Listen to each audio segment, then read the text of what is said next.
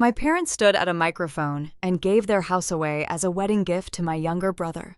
It was a beautiful, tear-jerking moment for the 300 guests in attendance.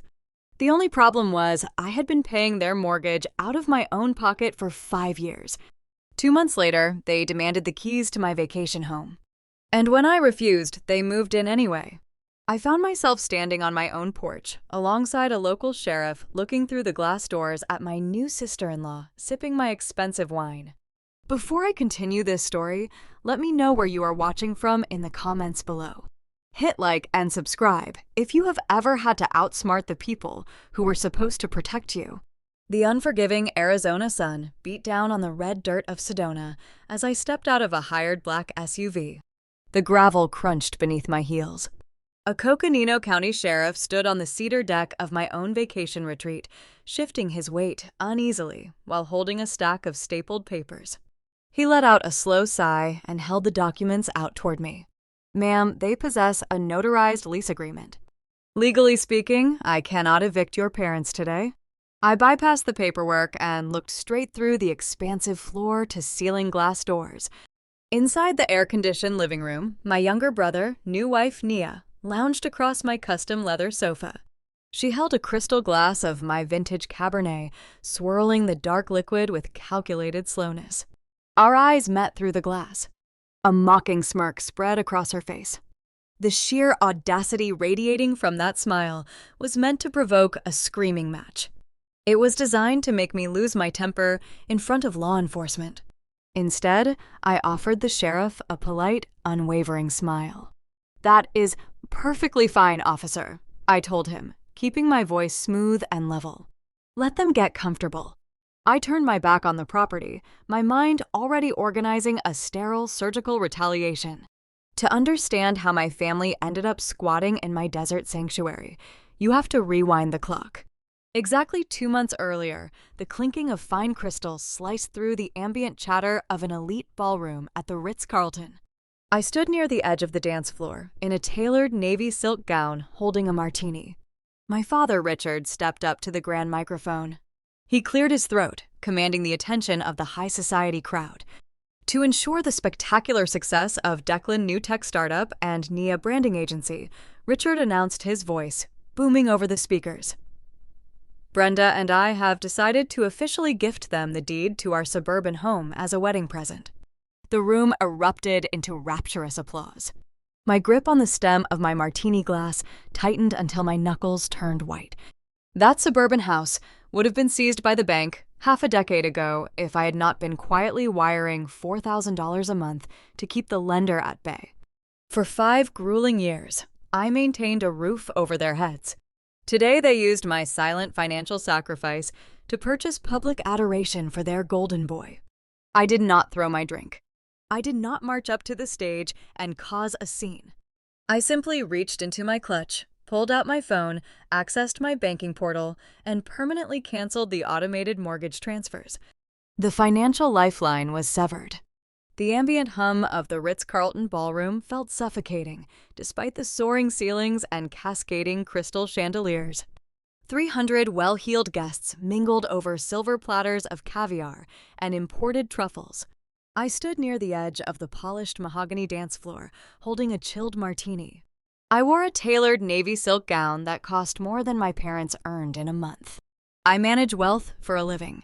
From my glass-walled office in Miami, I dissect portfolios, mitigate financial risk, and safeguard the legacies of the ultra-rich. My entire world revolves around numbers. Numbers never lie. They offer cold, unyielding truth. People, on the other hand, are fragile and deceptive. Across the room, my younger brother Declan held court.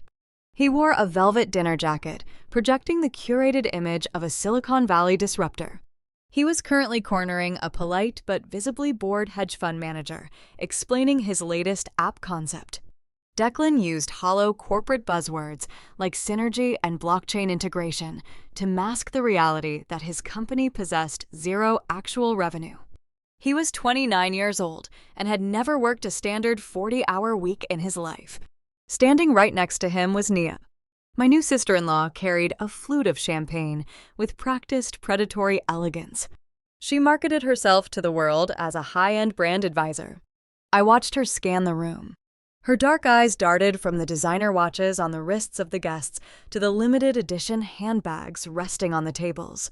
She was silently calculating the net worth of every person in her vicinity. She wore a vintage Rolex on her left wrist. A timepiece of that caliber retailed for more than my brother had generated in his entire adult life. Throughout the evening, she kept checking her phone, sliding her thumb over encrypted messaging applications. Something about her rigid posture screamed survivalist rather than socialite. Earlier in the evening, she had approached me near the ice sculpture. She linked her arm through Declan, acting the part of the devoted bride. She looked at my silk gown, her gaze clinical and assessing. She asked me how often I visited my desert property in Arizona. She noted that it seemed like a tragic waste to leave a $2 million villa in Sedona empty for most of the year. I told her the desert air provided me with necessary clarity away from the noise of the city. She smiled a cold, calculated smile that never reached her eyes. Then she asked a very peculiar question. She asked how long it usually takes for the Internal Revenue Service to audit offshore shell companies registered in Delaware. She tried to disguise it as casual curiosity about startup logistics. My internal risk alarms tripped instantly. Legitimate entrepreneurs building brand advisory firms do not worry about federal tax audits before they even turn a profit. The string quartet playing in the background faded into a soft decrescendo. My mother, Brenda, tapped a silver spoon against her crystal water glass. The sharp ringing cut through the chatter of the ballroom, commanding immediate silence. She and my father, Richard, stepped onto the center stage, bathed in the warm, golden glow of the spotlight. They radiated a curated suburban perfection. Richard adjusted his silk tie, puffing out his chest. He always loved a captive audience. "Thank you all for joining us on this glorious evening," Richard began, his baritone voice echoing through the banquet hall. "We are gathered to celebrate the union of two brilliant minds. Declan and Nia are building the future. But building an empire requires a solid foundation." Brenda smiled, dabbing her dry eyes with a lace handkerchief. She nodded encouragingly at my father, projecting the image of a deeply moved matriarch. Richard raised his champagne flute higher. "To ensure the spectacular success of Declan New Tech Startup and Nia Branding Agency, Brenda and I have decided to officially gift them the deed to our suburban home as a wedding present." The room erupted into cheers. Applause bounced off the gilded walls. Wealthy socialites offered approving nods, while distant relatives wiped away sentimental tears. I stood near the edge of the dance floor. The chilled martini in my hand suddenly felt heavy. My grip on the slender stem tightened until the knuckles on my hand turned a stark, pale white. The hypocrisy radiating from that stage chilled my blood. That sprawling colonial house with its manicured lawns and wraparound porch was a financial black hole. Half a decade ago, Richard made a series of reckless financial decisions. The foreclosure notices were already printed and ready to be taped to their front door. I was the one who stepped into the breach. I quietly absorbed the burden, routing $4,000 every single month from my own corporate accounts to their lender. For 5 grueling years, I maintained the roof over their heads. I sacrificed my own early capital investments to protect their pride. I kept their humiliating secret so they could maintain their country club memberships and their weekly golf outings. This was the dynamic of our family.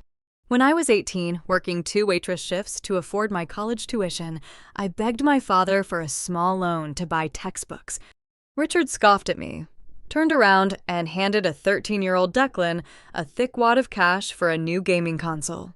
"Declan is the heir to this family," Richard had told me bluntly. "You need to figure out your own survival." That single memory hardened me into the ruthless financial predator I needed to become. Today they were standing on a stage, weaponizing my silent financial bleeding. They were using the asset I paid for to purchase public adoration for their golden boy. They were handing over a house they did not truly own to a son who had never earned a single thing in his life. I did not march onto the stage. I did not throw my drink in my father's face or scream the truth to the 300 guests. Emotional outbursts are useless. They cloud your judgment and surrender your control to the enemy. I prefer surgical precision. I set my martini down on a passing waiter silver tray. I reached into my clutch and retrieved my smartphone. I opened my secure banking application, bypassing the biometric locks. I navigated to the recurring transfers menu. The active mortgage payment scheduled for the first of the upcoming month stared back at me. 60 individual payments of $4,000. $240,000 of my hard-earned wealth drained to sustain their suburban illusion. I tapped the screen. Cancel recurring payment. A confirmation prompt appeared. I pressed confirm. A small green checkmark flashed on the screen. The digital tether snapped. The financial umbilical cord was permanently severed. They had just given away a house they could no longer afford to maintain. I felt a profound sense of peace wash over me. Let the golden boy and his brand advisor figure out how to pay the property taxes and the principal balance. The reception dragged on with more toasts and dancing. I left early, citing a morning flight back to Miami. I walked out of the Ritz-Carlton, leaving my family to celebrate their phantom wealth. The weeks following the wedding brought a deafening silence. I buried myself in my work restructuring portfolios for tech magnates and real estate developers. I assumed my parents were busy moving Declan and Nia into the suburban house. I assumed they were dealing with the fallout of the missing mortgage payment and the angry letters from the lender. I assumed they were drowning. I was wrong. They were not struggling. They were plotting their next extraction. Exactly 2 months after the wedding, I sat in my glass-walled office, analyzing a municipal bond yield. My desk phone rang. The caller identification displayed my mother number. I answered, expecting a panicked plea for cash to save the suburban house.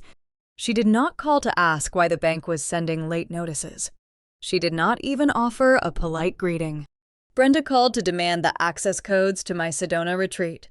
The parasitic entitlement of my family was mutating, and they were preparing to cross a line that would force me to burn their entire world to ash. The 2 months following the wedding reception brought a profound quiet to my life.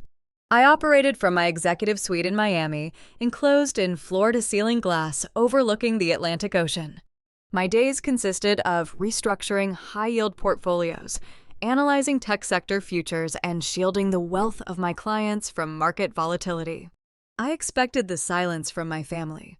I assumed they were suffocating under the weight of the unpaid mortgage on the suburban home. I anticipated that the lender had already flooded their mailbox with default notices and final warnings.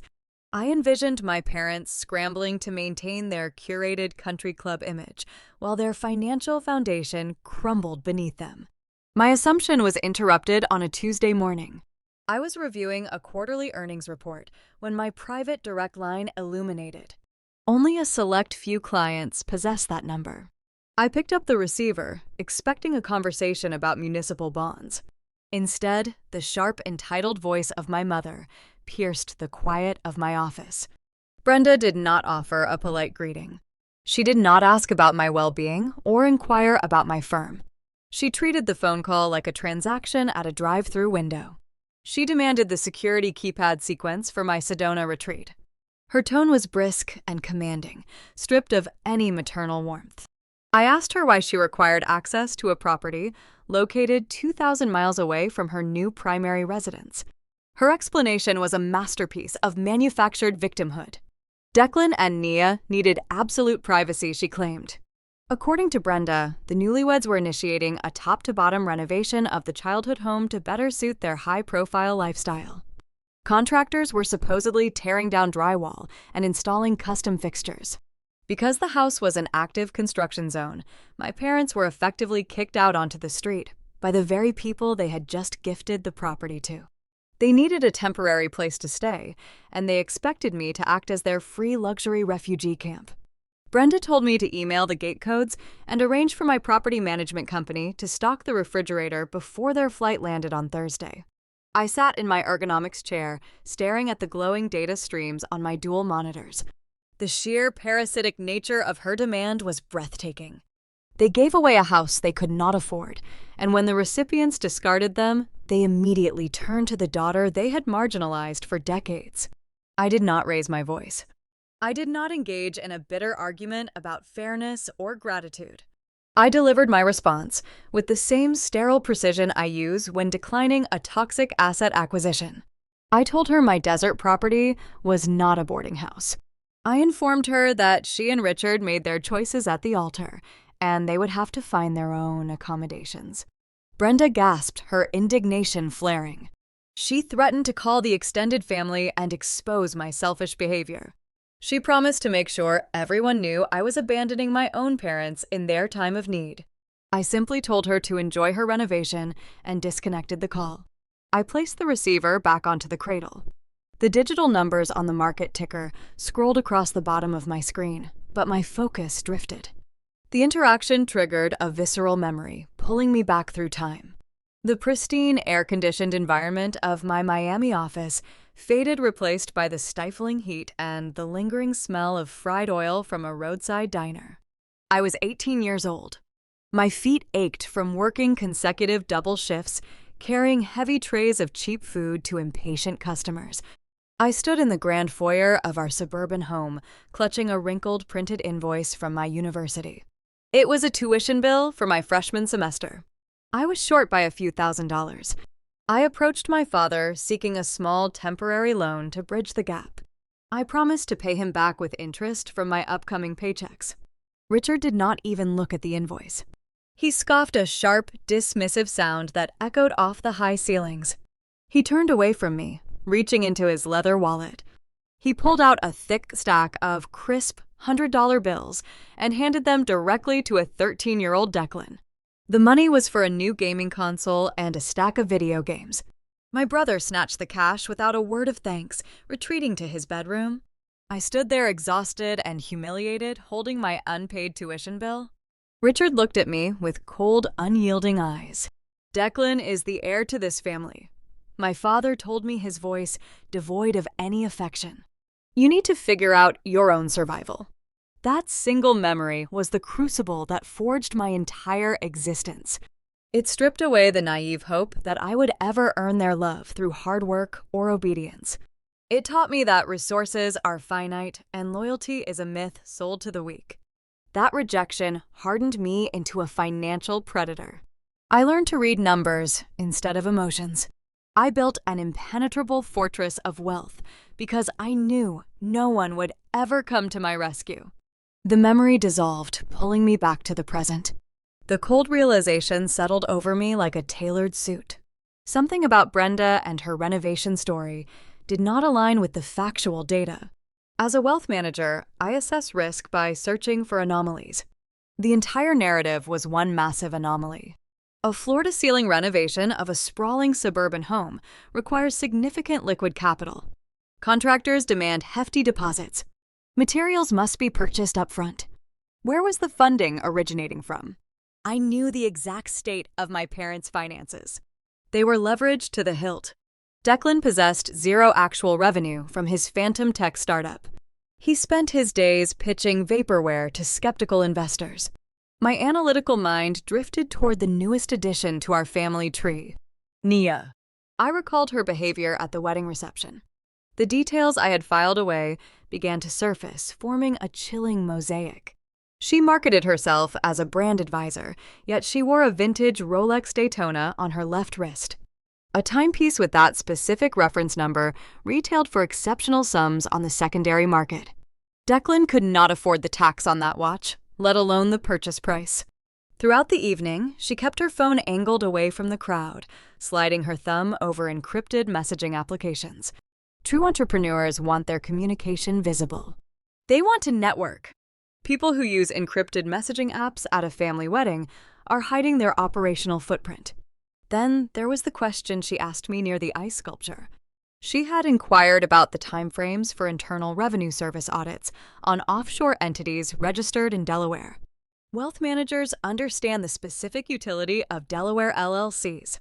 They provide a corporate shield, granting the owners near total anonymity.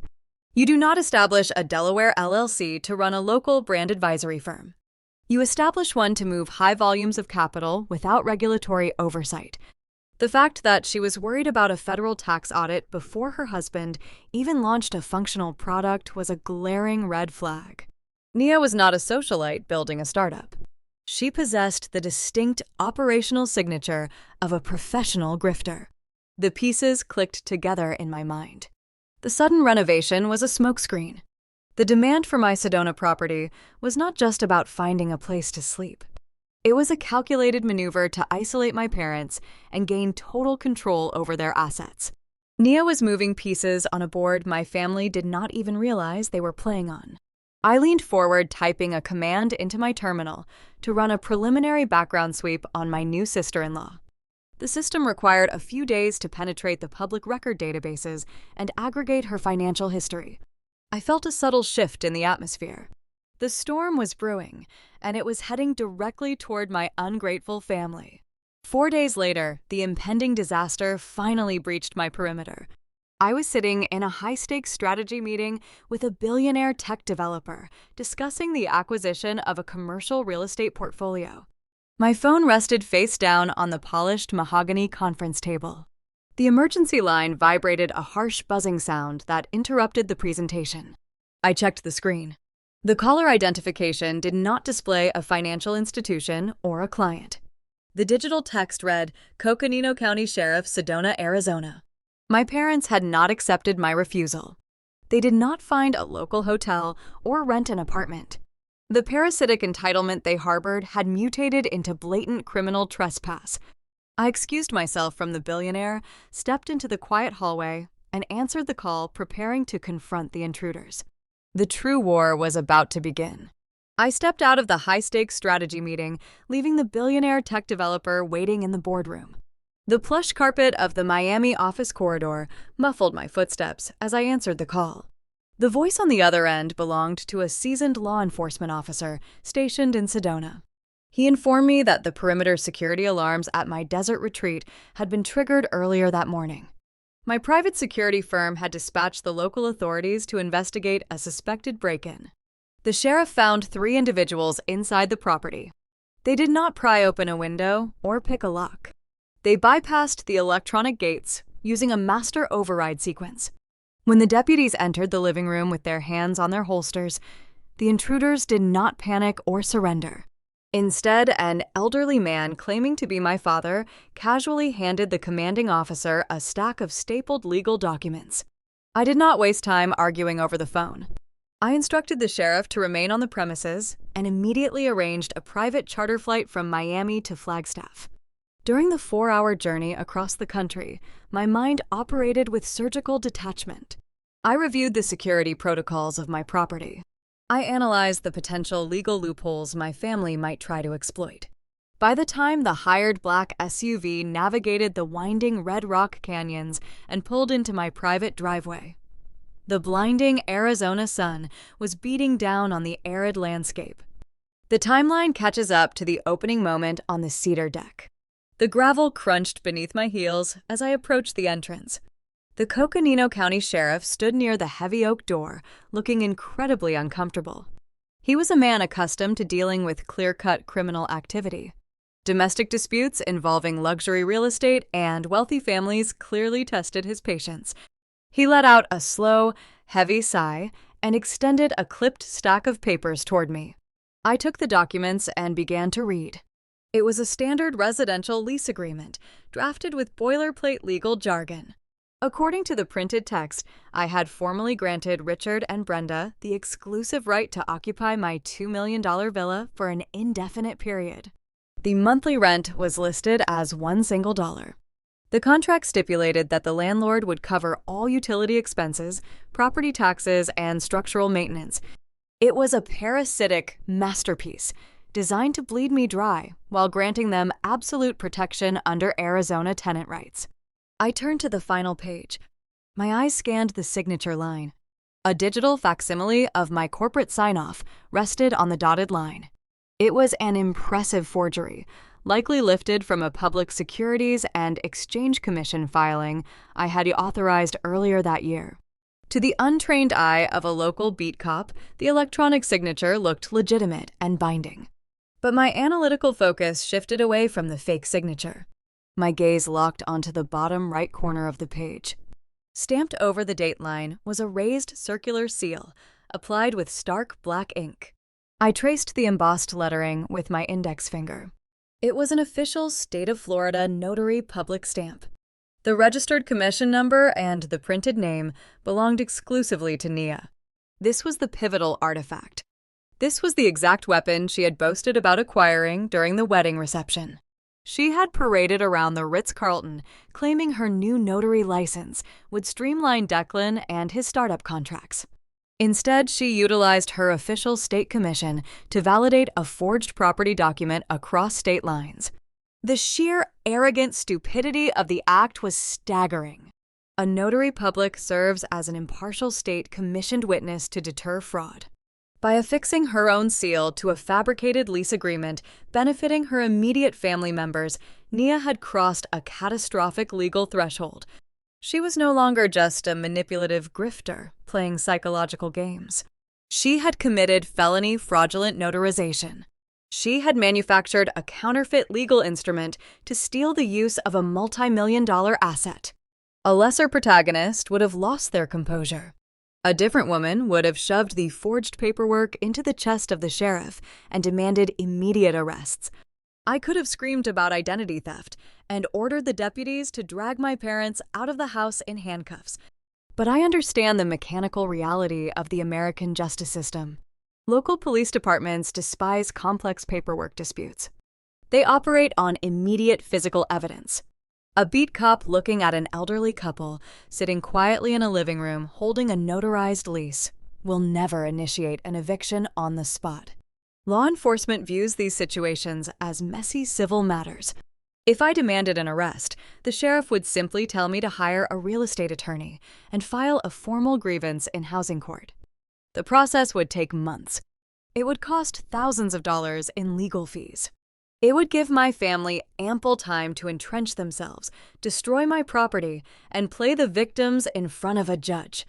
I refused to engage in a protracted, messy civil war. I needed to execute a flawless, unanswerable strike. To achieve that, I needed them to believe they had already won. I let my shoulders slump just a fraction of an inch. I released a long, defeated breath, lowering my gaze to the cedar deck. I transformed my posture from a commanding wealth manager into an exhausted, overwhelmed daughter who had finally been backed into a corner. "You are right, officer," I said softly, ensuring my voice carried the appropriate tone of helpless resignation. The signature is a digital copy, but the notary seal makes this a binding civil dispute. I cannot force them out today without a court order. I apologize for wasting your department time. I will have to handle this through my legal team. The sheriff offered a sympathetic nod, visibly relieved that he would not have to forcefully remove an elderly couple from a luxury home. He tipped his hat and walked toward his cruiser, leaving me standing alone on the porch. I slowly raised my head and looked through the expansive glass doors. Nia was standing just inside the living room. She watched the sheriff drive away. She looked at the forged lease in my hand. Her ego inflating her posture as she savored the visual of my retreat. She took another slow sip of my vintage Cabernet, her dark eyes gleaming with predatory triumph. She truly believed her little notary stamp was a bulletproof shield. She thought she had outsmarted a woman who restructures billion-dollar hedge funds before breakfast. By feigning defeat, I handed her a dangerous, intoxicating dose of invincibility. Criminals make their most fatal mistakes when they believe nobody is watching. I needed Nia to feel supremely confident, so she would continue operating her shadow enterprise without covering her digital tracks. I offered her one final polite nod through the glass. I turned around and walked back to my waiting SUV.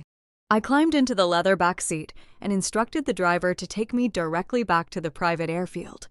The heavy doors of the vehicle shut, sealing me in the quiet, air-conditioned cabin. The fragile, defeated facade vanished instantly. A cold, ruthless clarity settled into my chest. The physical eviction had failed because they used a paper shield. To destroy them, I needed to burn the very foundation of their paper empire. I opened my leather briefcase and retrieved my secure, encrypted laptop. If my parents were willing to commit felony fraud just to secure a place to sleep, it meant their financial reality back in Florida was far more catastrophic than a simple missed mortgage payment. They were desperate. People do not abandon their primary residence and flee across the country unless they are running from a massive impending impact.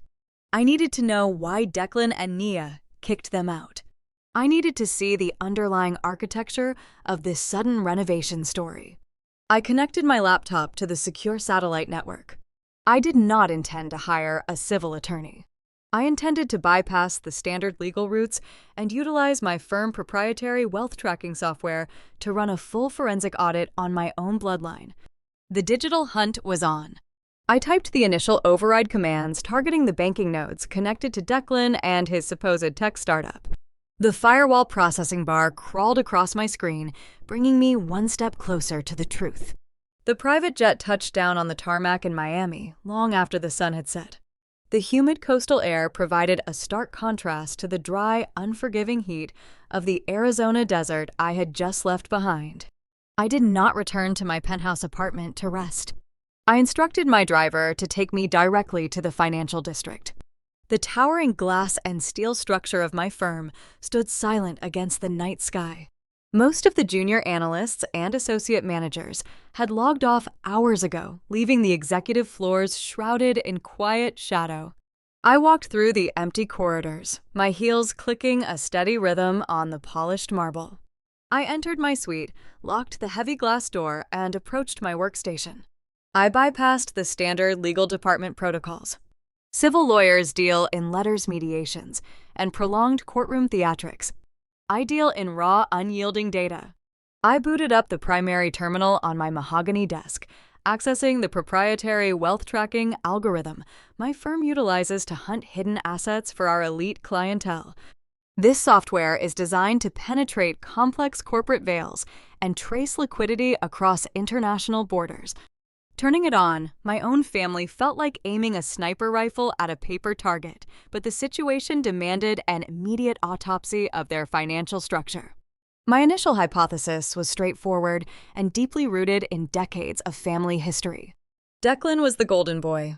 He possessed an insatiable appetite for unearned luxury and a profound sense of entitlement. I assumed he was the mastermind behind this sudden chaotic restructuring of our family assets. The narrative fit his historical behavior perfectly. He demanded venture capital for his latest phantom tech startup. Richard and Brenda, unable to deny their heir, surrendered their remaining savings to appease his ego. The money evaporated, causing a critical housing crisis that forced my parents to flee across the country to squat in my Sedona property. I instructed the algorithm to tear through the banking firewalls surrounding Declan. I pulled his social security number from a digitized copy of an old tax return and initiated a deep dive into his personal and corporate ledgers. The processing bar ticked across my monitor, decrypting his financial footprint in real time. I poured myself a glass of sparkling water, bracing for the inevitable discovery. I expected to see hundreds of thousands of dollars siphoned from my parents' retirement accounts into a bloated vanity project. The screen blinked. The encryption yielded. A single retail checking account materialized on my monitor. The Grand Chief Executive Officer of the family, the visionary disruptor who had commanded the stage at the Ritz-Carlton with promises of blockchain integration and synergistic branding, possessed a current available balance of exactly $42. I leaned forward, resting my elbows on the desk, staring at the digital readout. The number was so absurdly low, I initiated a secondary diagnostic sweep, assuming the algorithm had malfunctioned. The system returned the identical result. I opened his transaction history, expecting to find a labyrinth of hidden wire transfers or offshore cryptocurrency purchases. There was nothing but mundane, pathetic reality. His ledger was a graveyard of insignificant microtransactions. He paid $14 for a website domain name renewal. He spent $30 on a premium artisanal coffee subscription. He incurred 3 separate insufficient funds penalties in the last 60 days alone because he tried to purchase designer sneakers without checking his available credit. His tech startup did not exist. There was no payroll ledger, no server hosting fees, no incoming venture capital. Declan was not a criminal mastermind. He was an oblivious, narcissistic pawn. He spent his days curating a fabricated lifestyle on social media while lacking the basic intellect required to execute a sophisticated wire transfer. The digital money trail bypassed him entirely. He was a useful idiot standing on a stage wearing a velvet jacket, blind to the reality of his own existence. I sat back in my chair, sipping my water. The implications shifted the entire landscape of the conflict. If the Golden Boy did not hold the capital, where did the money go? A sudden floor-to-ceiling renovation of a sprawling suburban estate requires substantial liquidity. Contractors demand hefty upfront deposits. Premium materials must be sourced and purchased. That kind of cash did not just evaporate into the Florida humidity. I recalibrated the tracking software, clearing Declan from the primary search parameters. I pulled a small leather notebook from my briefcase. Inside, I had transcribed the specific details from the forged lease agreement my parents handed to the Sedona sheriff. Nia thought she was untouchable when she stamped that paper. In reality, she handed me the exact key required to orchestrate her destruction. Her state commission number provided a direct, undeniable link to her legal identity, her registered addresses, and her hidden operational network. I inputted her credentials into the terminal and initiated a new search. The software took significantly longer to process her data.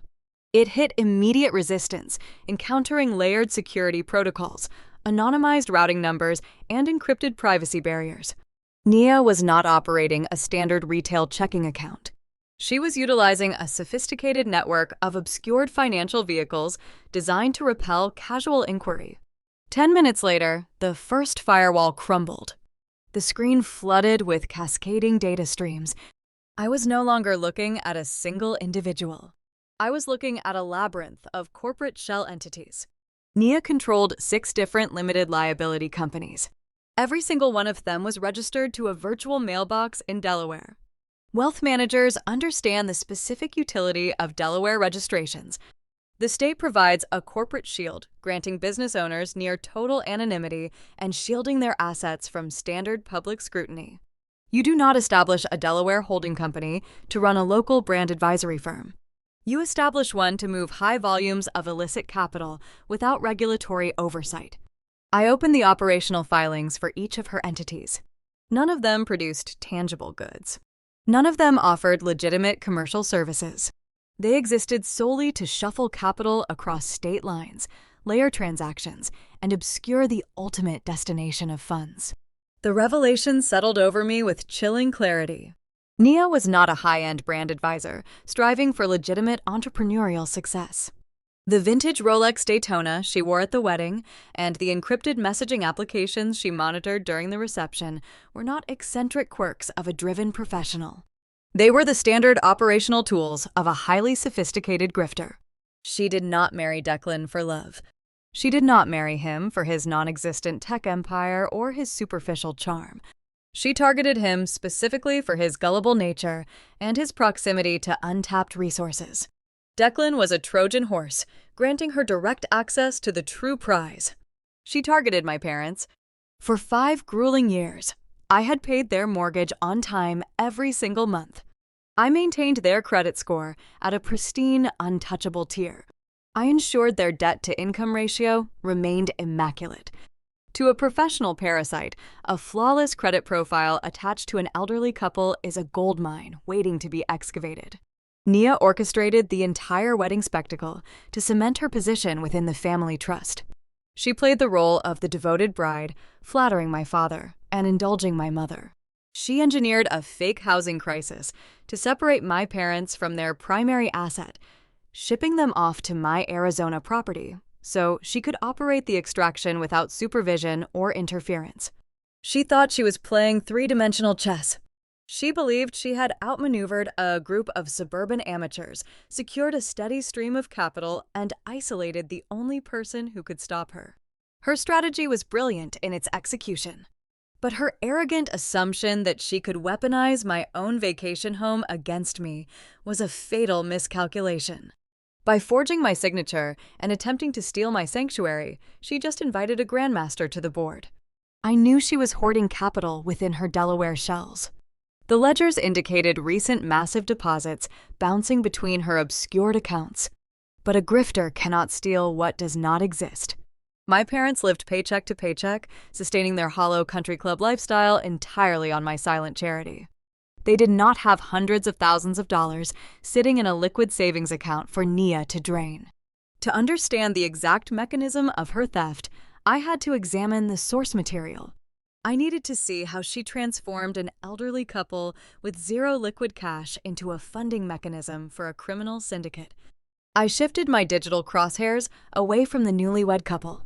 I targeted the deed to the childhood home, initiating a search of the county property records to see exactly what my parents traded away to fund their own demise. The glow of the dual monitors cast a pale blue light across my office. I shifted my focus away from the labyrinth of Delaware shell companies and directed my attention towards the county property records. A lingering logical flaw gnawed at the edge of my analytical mind. I needed to understand the exact mechanics of how my parents transferred the deed of the suburban house without triggering a failure in my automated banking system. When a homeowner wants to extract liquid cash from a property, they typically execute a primary cash-out refinance. That process creates an entirely new loan agreement, generating a new account number and a revised monthly payment schedule. Had my parents chosen that route, the $4,000 automated transfer originating from my corporate account would have bounced immediately. A rejected payment would have generated a system alert on my phone 8 months ago, instantly exposing their financial maneuvering. But my automated payments never bounced. They processed flawlessly month after month, maintaining the illusion of financial stability right up until the night of the wedding reception.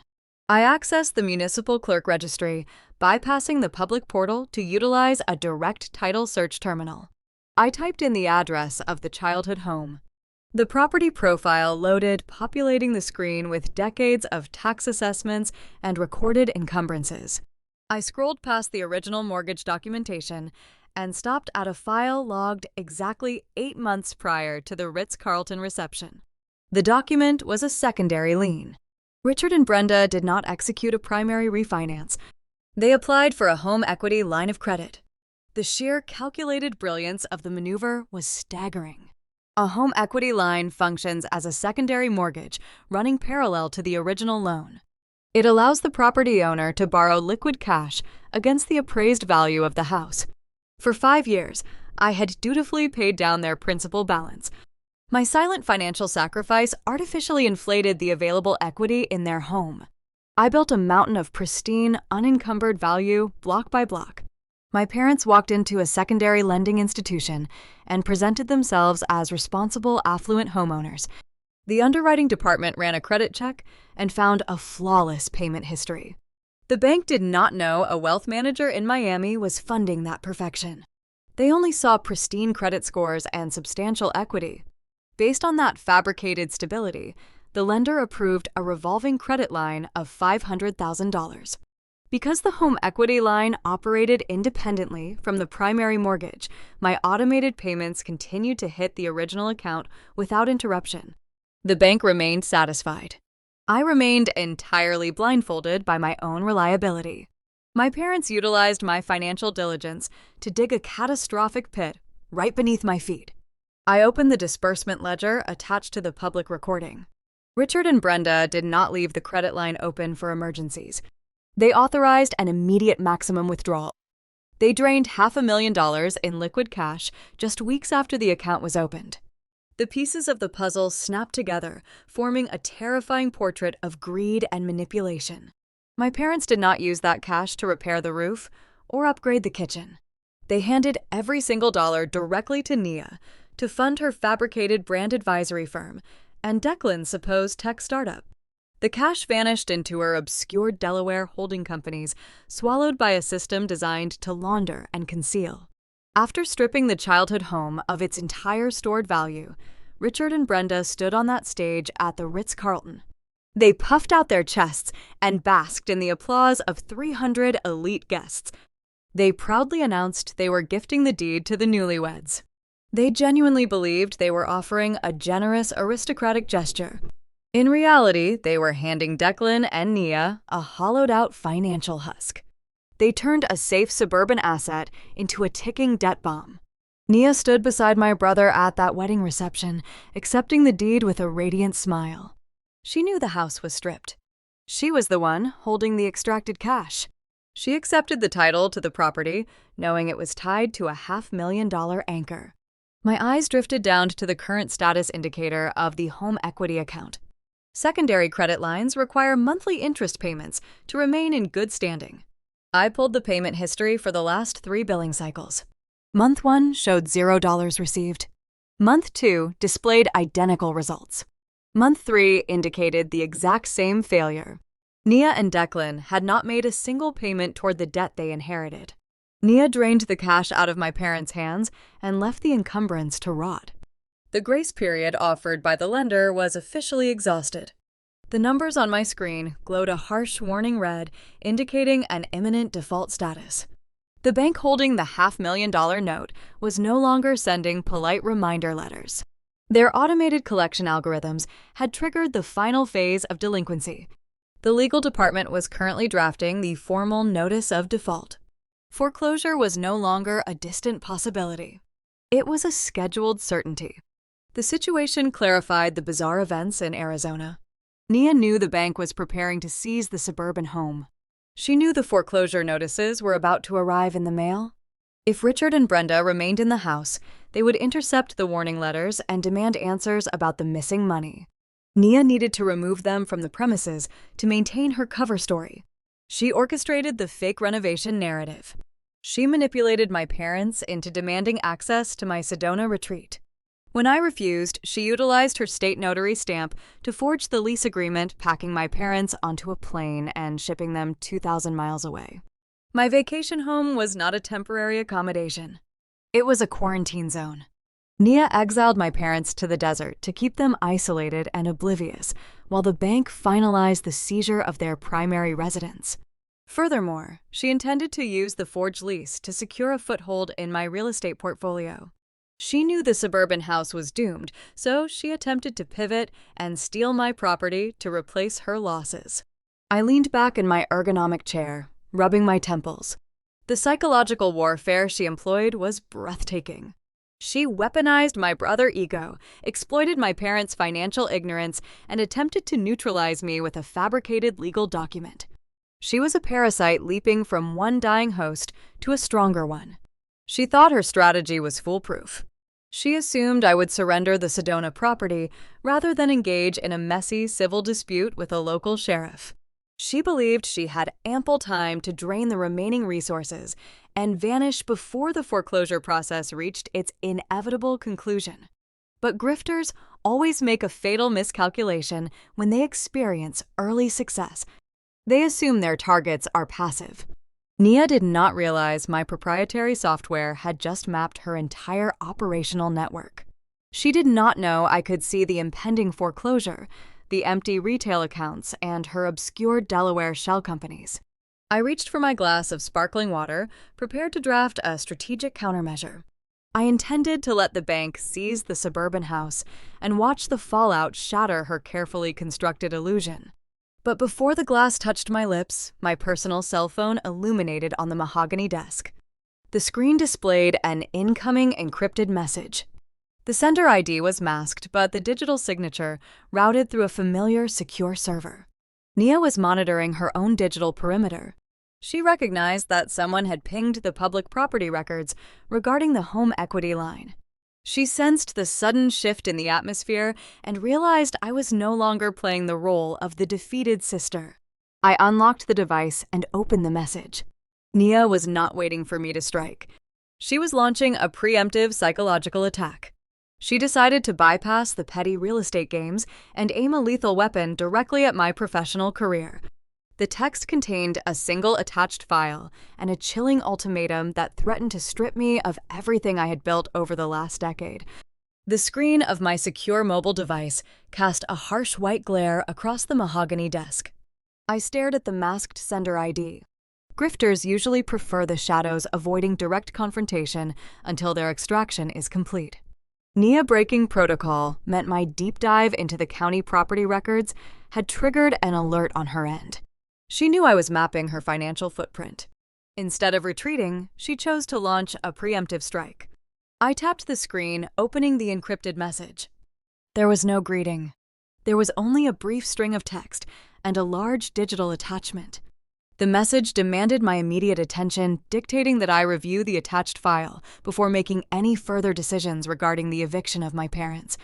The tone was dripping with manufactured corporate politeness, a stark contrast to the thuggish reality of her demand.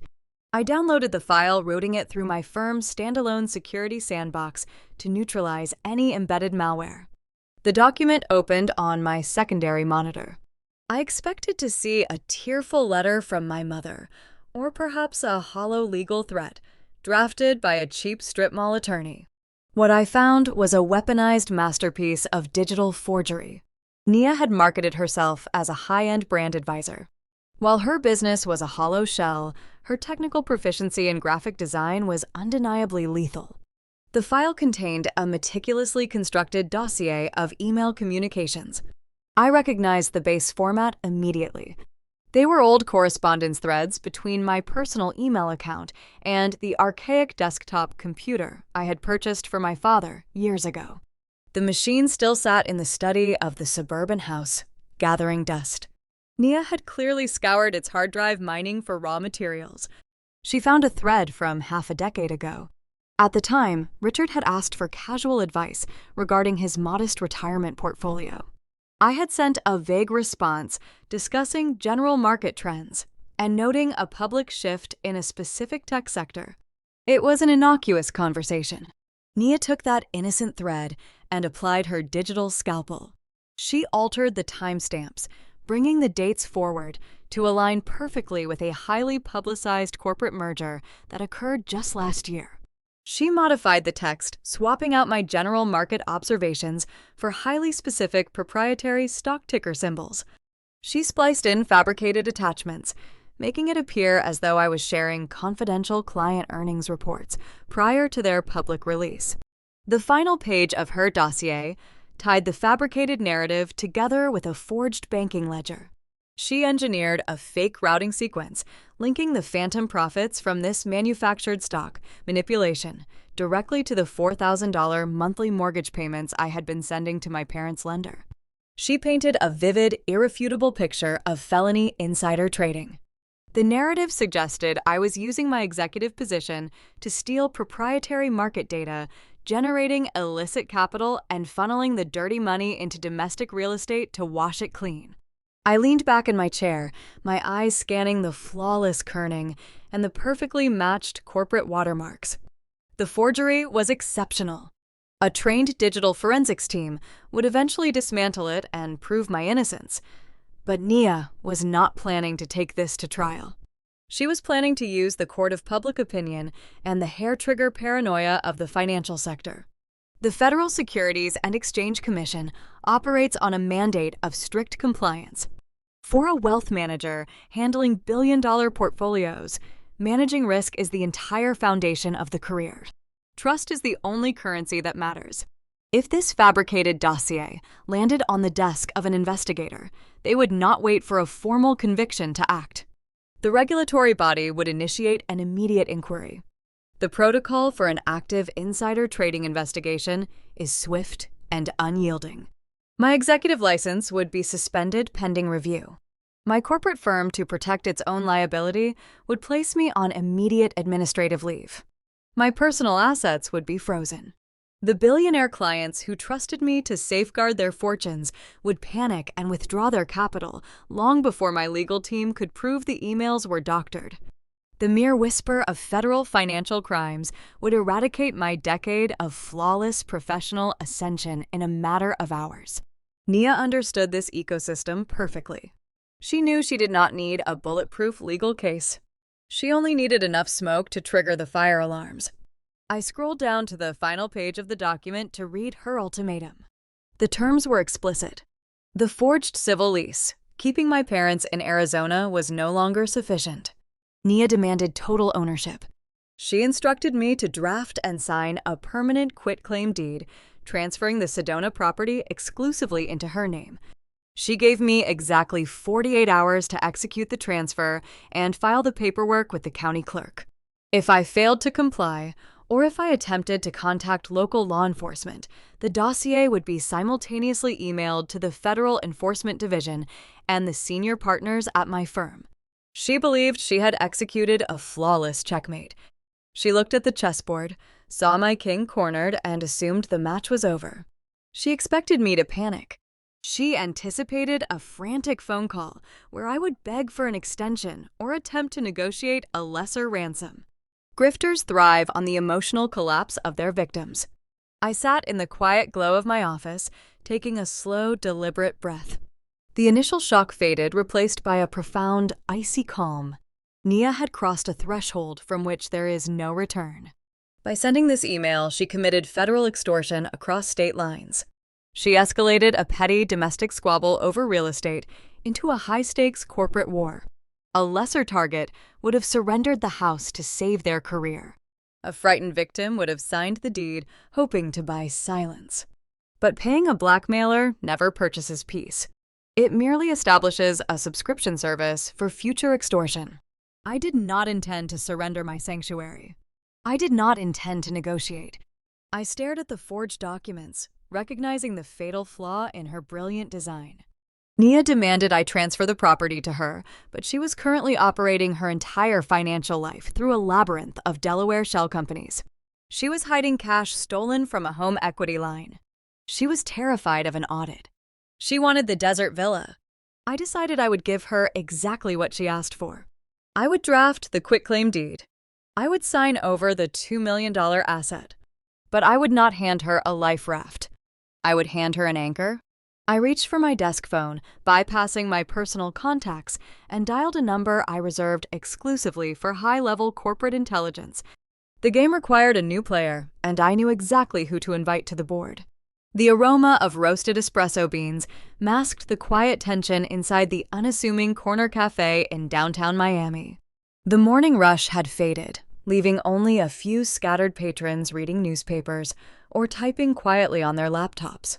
I sat in a secluded booth near the back exit, avoiding the large storefront windows. I did not wear my usual tailored executive attire. I wore a simple beige trench coat, blending effortlessly into the urban background. I slid a thick manila envelope across the scratched wooden table. The man sitting opposite me caught the package with a steady, practiced hand. He wore a plain gray suit purchased off the rack, lacking any defining designer labels.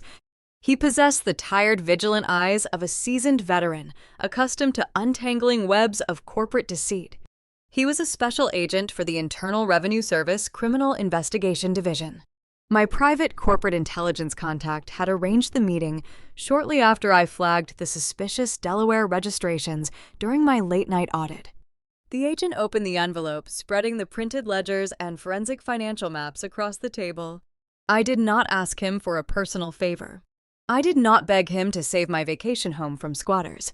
I presented him with the meticulously organized roadmap of a federal felony. I pointed to the specific holding entity Nia utilized to absorb the $500,000 drained from my parents' home equity line. The agent reviewed the routing numbers, his expression remaining stoic and professional. He informed me that my new sister-in-law was not an unknown entity to his department. The federal authorities had been quietly monitoring her primary Delaware holding company for the past 14 months. She was a person of interest in a covert probe targeting tax evasion and fraudulent offshore cryptocurrency exchanges. The authorities knew she had been structuring deposits to avoid detection, keeping her illicit digital gains hidden behind complex algorithms. However, the federal government faces a recurring obstacle when prosecuting digital financial crimes. Virtual assets are ethereal. They can be encrypted, scattered across decentralized servers, and hidden behind international privacy laws. To secure an airtight federal indictment and trigger immediate asset forfeiture, the authorities prefer tangible physical collateral. They need a hard asset anchored to American soil to prove the integration phase of the laundering cycle. I leaned forward, resting my hands on the table. I told the agent I was prepared to provide that exact physical anchor. I explained the extortion demand Nia had delivered to my secure device. I detailed her threat to release a forged insider trading dossier to my firm unless I surrendered my Sedona retreat. The agent offered a slight nod of professional respect, recognizing the brutal effectiveness of her blackmail tactics.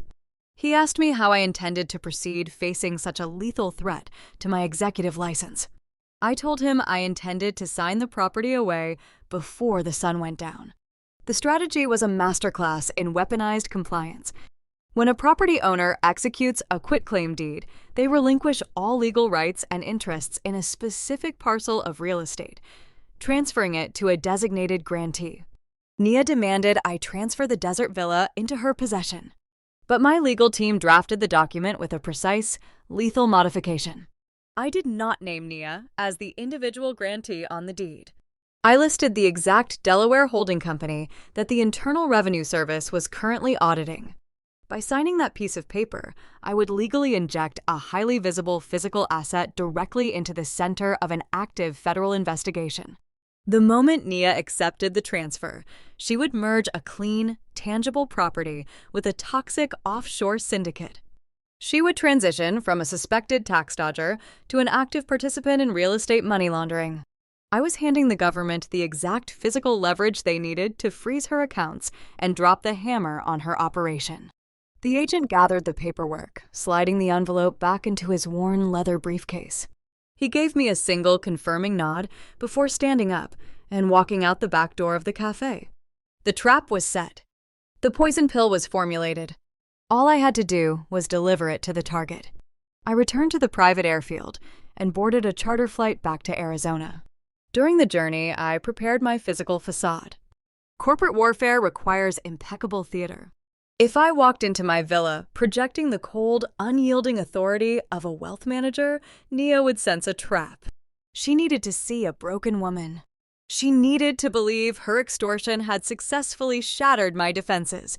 I changed out of my trench coat, slipping into an oversized cashmere sweater and flat walking shoes. I removed my sharp executive makeup, leaving my face pale and tired. I practiced dropping my shoulders, mimicking the posture of someone carrying an unbearable psychological weight.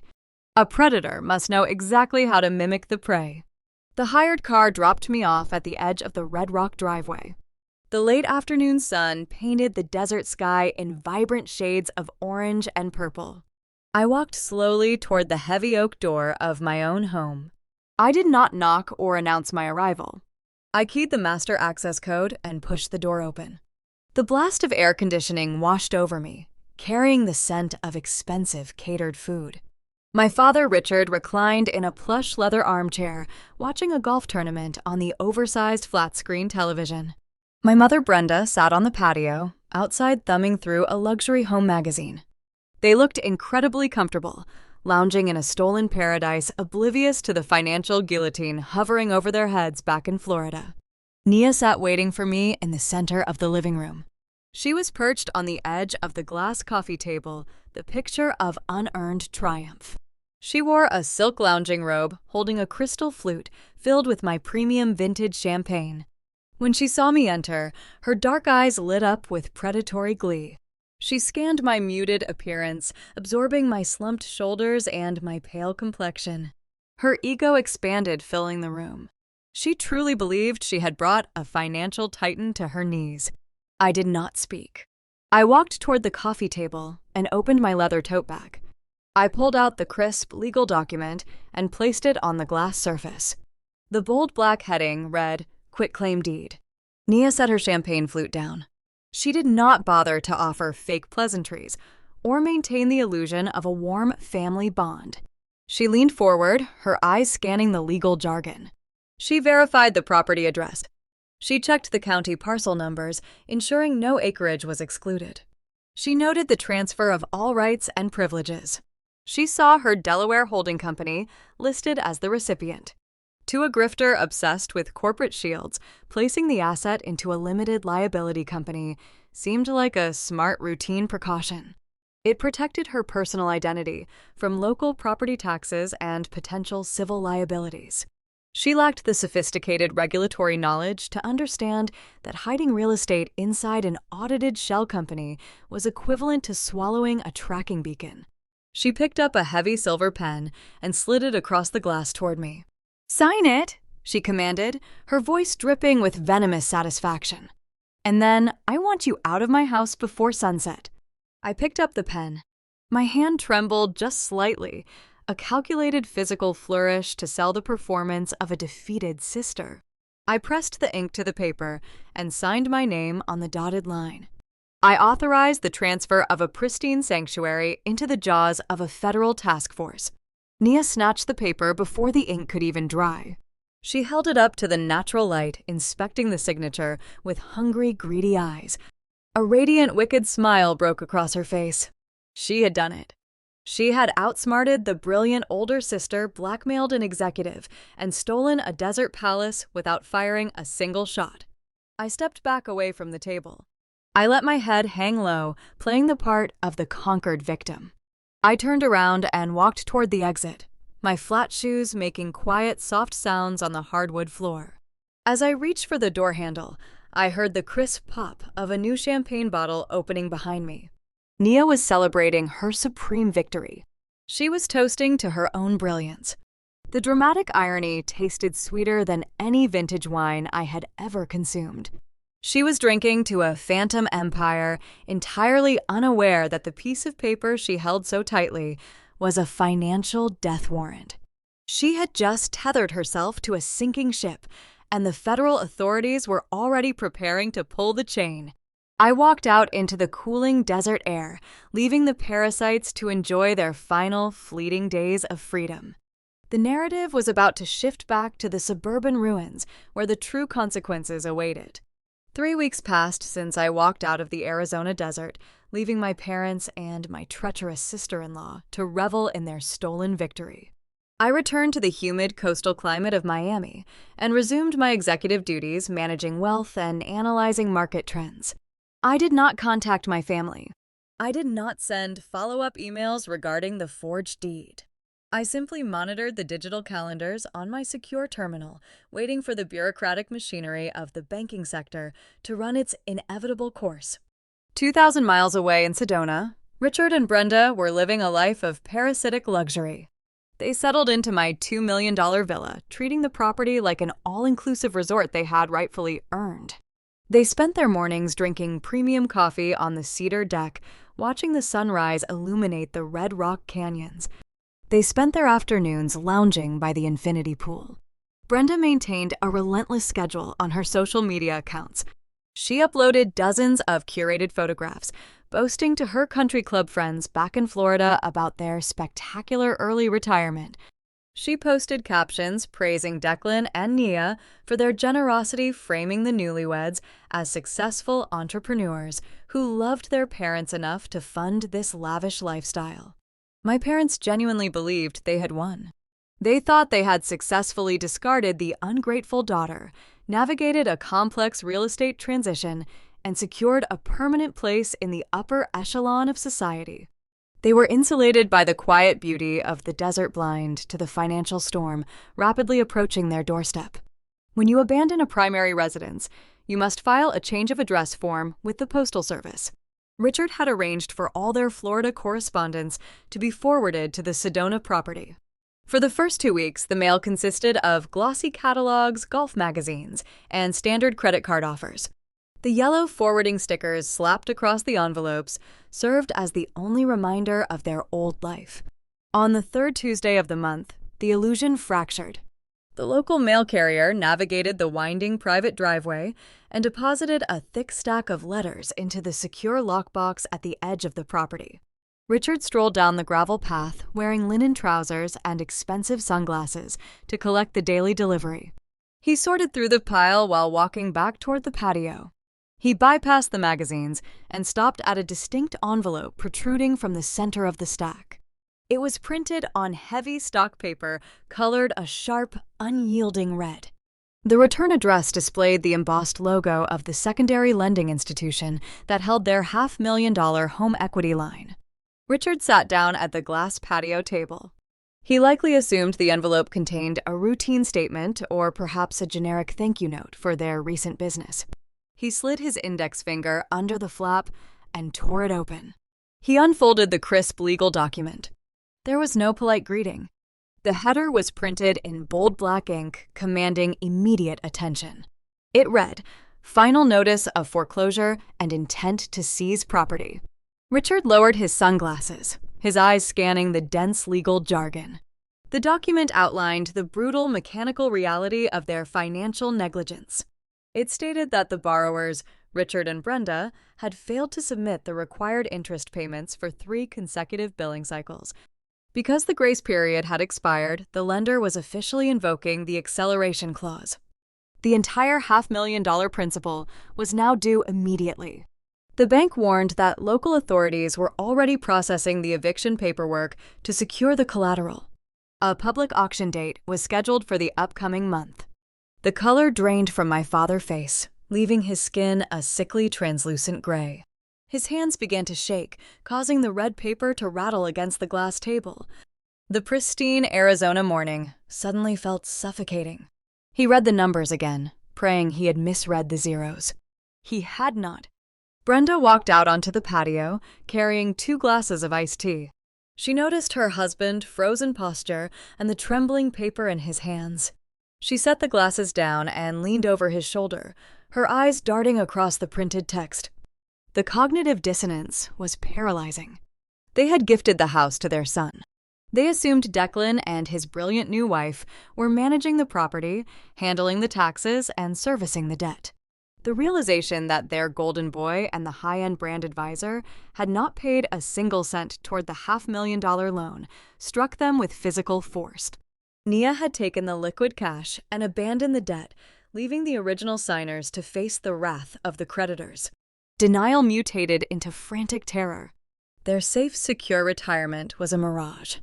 They had traded a paid-off suburban estate for a toxic liability, and now they were facing total financial ruin. If the bank foreclosed, it would eradicate their credit scores, drain their remaining modest pensions through deficiency judgments, and leave them destitute. Brenda snatched her mobile phone from the table. Her manicured fingers fumbled across the screen as she dialed Declan's number. She held the device to her ear, her breath hitching in her throat. The line rang twice before clicking over to a generic automated voicemail greeting. Her son was screening his calls. She ended the attempt and frantically searched her contacts for Nia. She pressed the call button, pacing the length of the cedar deck. She waited for the ring, but the line remained dead. A sterile robotic voice echoed from the speaker, informing her that the number she dialed was no longer in service. The ghosting was complete. The newlyweds had severed communication, isolating my parents in the desert, while the Florida house burned to the ground. In that moment of sheer desperation, they exhausted their options. They had no civil lawyers on retainer. They had no rich friends willing to loan them $500,000. They had only one remaining lifeline. They turned to the daughter they had abused, extorted, and discarded. 2,000 miles away, I sat in my penthouse overlooking the Miami skyline. I was sipping a cup of black coffee, reviewing a municipal bond prospectus. My personal mobile device rested on the marble kitchen island. The screen illuminated, vibrating against the stone. I glanced at the caller identification. It was Brenda. I knew exactly what the call meant. The forwarding timeline aligned perfectly with the bank default schedule. The red envelope had arrived. The trap had sprung shut. I picked up the phone and pressed the answer icon, bringing the device to my ear. I did not speak. I waited for her to fill the silence. Valerie Brenda gasped, her voice unrecognizable. It was stripped of all its usual arrogance and entitlement. She was weeping a raw, hysterical sound that bordered on hyperventilation. "You have to help us. Please, you have to do something." I took a slow sip of my coffee, keeping my breathing steady. "What seems to be the problem, Mother?" "The bank is taking the house." Brenda sobbed, her words tumbling out in a panicked rush. "We just got a letter. They are foreclosing on the Florida property. Declan and Nia missed the payments. There must be a misunderstanding with their startup funding. We cannot reach them. Their phones are off. You have to call the bank, Valerie. You have connections in the financial district. You have savings. You have to wire the funds to stop the auction. We are going to lose the family legacy." I listened to her tears with cold, detached satisfaction. She was not apologizing for forging a lease. She was not expressing regret for stealing my property or aiding in a blackmail plot. Even in her darkest moment of ruin, her first instinct was to demand my resources. She still viewed me as a utility, a bottomless checking account designed to clean up the messes her golden boy created. I set my coffee cup down on the marble counter. The ceramic made a sharp final click against the stone. "I cannot intervene in a secondary lien default." "Mother," I informed her, utilizing a terrifyingly calm corporate tone. "You signed the origination papers. You secured the cash. The bank is simply claiming their rightful collateral." "But the house is empty," Richard shouted in the background, his voice cracking with panic. He had taken the phone, placing it on speaker mode. "They are going to lock up an empty house. We have all our family heirlooms in the attic. You have to help us secure the property." I looked out the floor-to-ceiling windows of my penthouse, watching the early morning traffic crawl along the coastal highway. The irony of their panic was exquisite. They were weeping over a deserted structure, entirely unaware of the grotesque spectacle currently unfolding on their old street. "You are operating under a false assumption," I replied, my voice slicing through their frantic pleading. "You shouldn't worry about the bank locking up an empty house. The property is currently occupied." The line fell dead silent. I could hear the faint sound of the desert wind blowing through the speaker. "What do you mean?" Brenda whispered, her confusion temporarily overriding her panic. I checked the digital invitation that a junior analyst at my firm had forwarded to me earlier that morning. Nia had been careless with her social media privacy settings. "Declan and Nia are not missing," I stated, delivering the information with surgical precision. "They are currently hosting a catered, ultra-luxurious housewarming party right there in the living room. They hired a DJ and private bartenders. The driveway is full of rented sports cars. They are celebrating their new empire inside the very house you are about to lose." Before either of them could process the betrayal or formulate another demand, I pressed the red icon on my screen, terminating the call. I tossed the phone onto the marble island. The board was set. My parents were broken. Nia was celebrating a phantom victory inside a doomed structure. It was time for me to leave Miami. I walked toward my master closet to select a tailored suit. I needed to catch a flight back to my hometown.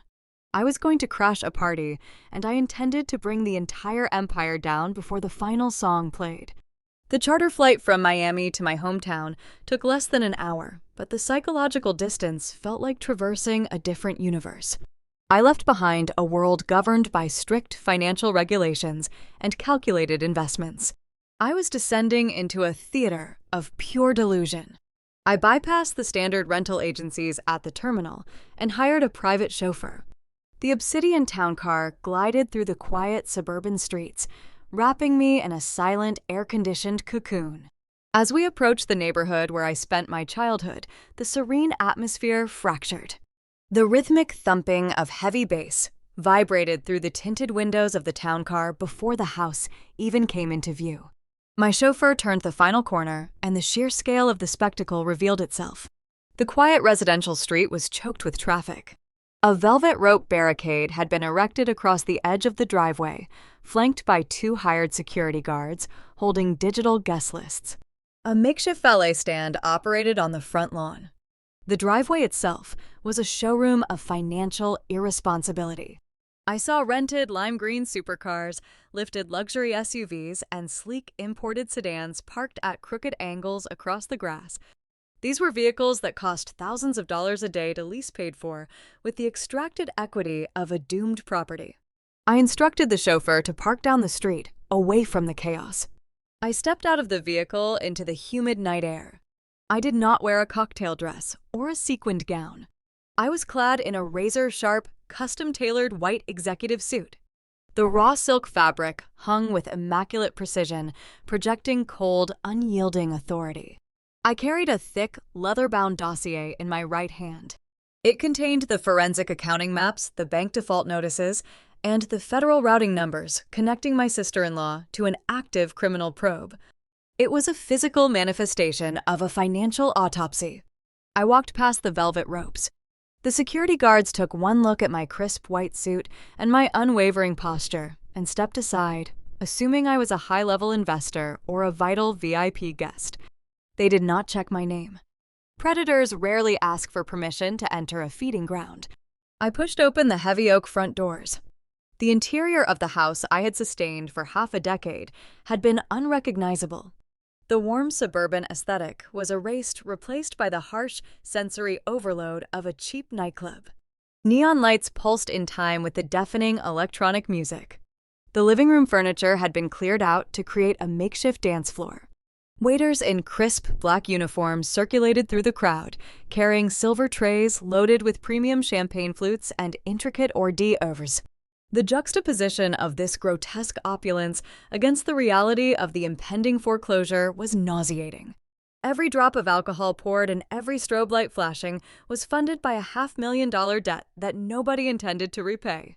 The bank was preparing to padlock those front doors, and these people were cheering as the ship went down.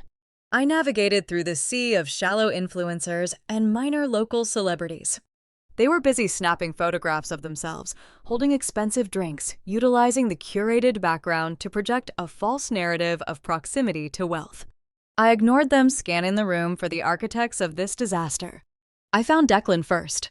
My younger brother stood near the marble fireplace, surrounded by a circle of sycophants. He wore a designer midnight blue tuxedo, holding a lit cigar that he clearly did not know how to smoke properly. He was playing the role of a billionaire tech mogul holding court. I stepped closer, staying just outside his line of sight to observe his performance.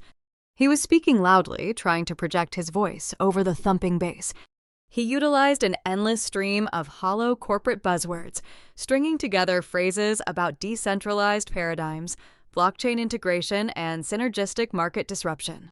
The people listening nodded eagerly, hoping to secure a fraction of his fabricated venture capital. I looked at the golden boy of the family. He puffed out his chest, acting like a titan of industry. I knew the unforgiving mathematical truth. I knew his primary retail checking account held exactly $42. He did not own the tuxedo he was wearing. He did not own the cigar in his hand. He did not even own the air he was breathing. He was a hollow vessel, an oblivious pawn standing in a foreclosed home, pitching a non-existent company to people who only cared about free alcohol. The sheer pathetic nature of his existence required no intervention from me. The real world was about to crush him without any assistance. I turned my attention away from Declan and moved deeper into the house toward the dining room. That was where I found Nia. She was in her element, the undisputed queen of the Phantom Empire. She stood in front of a ring light, holding her smartphone on a stabilizing gimbal. She wore a stunning, crystal-encrusted gown that caught the neon flashes and refracted them across the room. She was live streaming to her followers, broadcasting her fabricated narrative of young, self-made success. I stood in the shadows of the hallway watching her operate. She spoke into the camera with practiced charisma. She talked about the importance of the daily grind, manifesting wealth, and building a brand from the ground up. She panned the camera around the room, showcasing the catering staff, the imported alcohol, and the rented sports cars outside. She credited her relentless work ethic for her opulent surroundings. She did not mention the elderly couple she manipulated. She did not mention the extracted home equity line or the forged legal documents. She sold a glittering lie to thousands of strangers, feeding her sociopathic ego with their digital adoration. She was a parasite wearing a crown of stolen diamonds. I stepped out of the shadows and walked directly into the center of the room. The stark white fabric of my suit contrasted sharply against the dark, neon-lit environment. I moved with a deliberate, measured cadence. The guests in my immediate path parted instinctively, sensing the sudden shift in the atmospheric pressure. I did not look at them. My eyes remained locked exclusively on Nia. She finished a sentence about financial independence and pivoted the gimbal, aiming the camera toward the entryway to capture more of the party. As the lens swept across the room, her eyes followed the movement. Her gaze landed on me. The radiant, triumphant smile on her face froze. The words died in her throat. She lowered the camera, the gimbal dipping toward the hardwood floor. The music continued to pump through the heavy speakers. The guests continued to laugh and clink their glasses. But within the immediate radius separating the two of us, the temperature plummeted. The psychological air left the room. Nia stared at me, her dark eyes widening as her brain struggled to process the visual information. The cognitive dissonance was severe. According to her meticulous calculations, I was supposed to be hiding in a Miami penthouse, broken and terrified. I was the target of a flawless extortion plot. I was the woman who had just signed away a $2 million desert sanctuary to protect my executive license from a forged insider trading dossier. I was supposed to be neutralized. A defeated, blackmailed victim does not fly 2,000 miles to crash a party. A ruined woman does not walk into a hostile environment wearing a pristine white suit carrying a thick leather dossier, radiating the lethal calm of an apex predator. I stopped 10 feet away from her. I did not scream. I did not demand the music be turned off. I simply stood there, holding the physical evidence of her impending destruction, offering her a slow, chilling smile. I watched the realization begin to fracture her unearned confidence. She looked at the dossier in my hand. She looked at my unwavering posture. The illusion of her invincibility cracked. She knew instantly that her extortion plot had failed. She realized she had not checkmated a suburban amateur. She had summoned an executioner. Nia opened her mouth to speak, perhaps to issue a threat or demand my removal from the property by her hired security. But before a single syllable could escape her lips, a new sound pierced the heavy thumping bass of the nightclub. It was the harsh screech of locking brakes echoing from the street outside, followed by the sound of the heavy oak front doors being thrown open so forcefully they cracked against the drywall. The storm I brought with me was only the opening act. The architects of this tragedy had just arrived, and they brought the full weight of their financial ruin right into the center of the dance floor.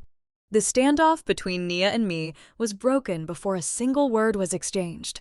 The heavy oak front doors of the suburban house were thrust inward with staggering force. They slammed against the interior drywall, emitting a sharp structural crack that pierced through the thumping electronic bass. The physical impact was so severe that the hired security guard stationed near the entrance flinched, stepping back to clear the path. The DJ stationed in the corner of the living room immediately recognized the volatile shift in the atmosphere. He dragged his hand across the turntable, killing the music mid-beat. The sudden silence that flooded the room was thick, heavy, and suffocating. The wealthy influencers and minor local celebrities lowered their champagne flutes, turning their attention toward the entryway. Richard and Brenda stormed into the center of the makeshift nightclub. They looked feral, completely unhinged from reality. They had driven through the night, executing a frantic 2,000-mile journey from the Arizona desert back to the Florida coast after receiving the foreclosure notice. The curated aristocratic image they projected at the country club was entirely gone. Richard wore wrinkled sweatpants and an untucked linen shirt. His eyes were bloodshot, his breathing ragged. Brenda looked equally disheveled. Her hair matted against her forehead, her designer blouse stained with spilled coffee. They looked exactly like what they were, individuals staring down the barrel of total financial eradication. Declan stepped out from his circle of sycophants. The golden boy lowered his unlit cigar, his brow furrowing in confusion. He expected to see his parents relaxing in a desert villa 2,000 miles away. "Mom, Dad, what are you doing here?" Declan asked, his voice carrying a nervous tremor. "You cannot just crash the party. We have high-level investors here." Brenda did not answer. She did not offer a maternal embrace or a warm greeting. She marched directly across the hardwood floor, bypassing the bewildered guests and the hired waiters. She stopped inches away from her beloved son. She raised her right hand and brought it down across Declan's face with staggering concussive force. The sharp crack of the slap echoed off the vaulted ceilings, ringing clearly in the silent room. Declan stumbled backward, dropping his cigar onto the polished floor. He clutched his reddened cheek, his eyes wide with sheer disbelief. He stared at his mother, unable to process the physical assault. The golden boy, the heir to the family legacy, had just been publicly struck by his primary enabler. "Where is the money?" Brenda screamed, her voice breaking into a shrill, hysterical pitch. She dug her manicured nails into the lapels of his rented designer tuxedo, shaking him violently. "Where is the $500,000, Declan?" "The bank sent the final notice today. They are taking the house. They are seizing the property. We gave you everything, and you did not pay a single cent toward the credit line." The crowd of shallow influencers exchanged nervous glances, stepping backward to distance themselves from the domestic implosion. They came for free alcohol and social networking. They did not sign up to witness the collapse of a fraudulent empire. Declan stammered, his mouth opening and closing like a suffocating fish. He looked frantically at his father, seeking backup, but Richard simply stood there, his chest heaving, his eyes filled with terrified rage. "What credit line?" Declan rasped, his voice barely a whisper. "What $500,000? I do not know what you are talking about. We own this house, free and clear. You gave us the deed at the wedding." "You ignorant fool," Richard roared, stepping forward to loom over his son. "We took out a massive home equity line of credit to fund your startup and your wife branding agency. We pulled $500,000 in cash against the value of this property and handed it directly to you before we transferred the deed. You were supposed to manage the debt. You promised to service the loan with your venture capital." Declan shook his head vehemently, his perfectly styled hair falling into his eyes. "No," he pleaded, raising his hands defensively. "I did not take any cash. I do not have $500,000. I let Nia handle all the real estate paperwork. She told me she was optimizing our tax strategy. She said we needed to structure the asset transfer to avoid capital gains penalties. She managed the accounts." The entire room pivoted precisely in unison. Every single pair of eyes locked onto the radiant bride standing near the dining room archway. The spotlight shifted from the oblivious pawn to the Grandmaster. The audience waited for Nia to rush forward to comfort her terrified husband, to offer a logical explanation, or at least play the role of the devoted, supportive wife. She did none of those things. The facade vanished instantly, evaporating into the humid Florida air. The sweet, encouraging bride was replaced by a cold, calculating predator who realized her cover was blown. She did not flinch under the collective scrutiny of the crowd. She did not look at Declan with pity or affection. Nia slowly lowered her smartphone gimbal, resting it on a nearby table. She crossed her arms over her crystal-encrusted gown, tilting her head back slightly to look down her nose at her in-laws.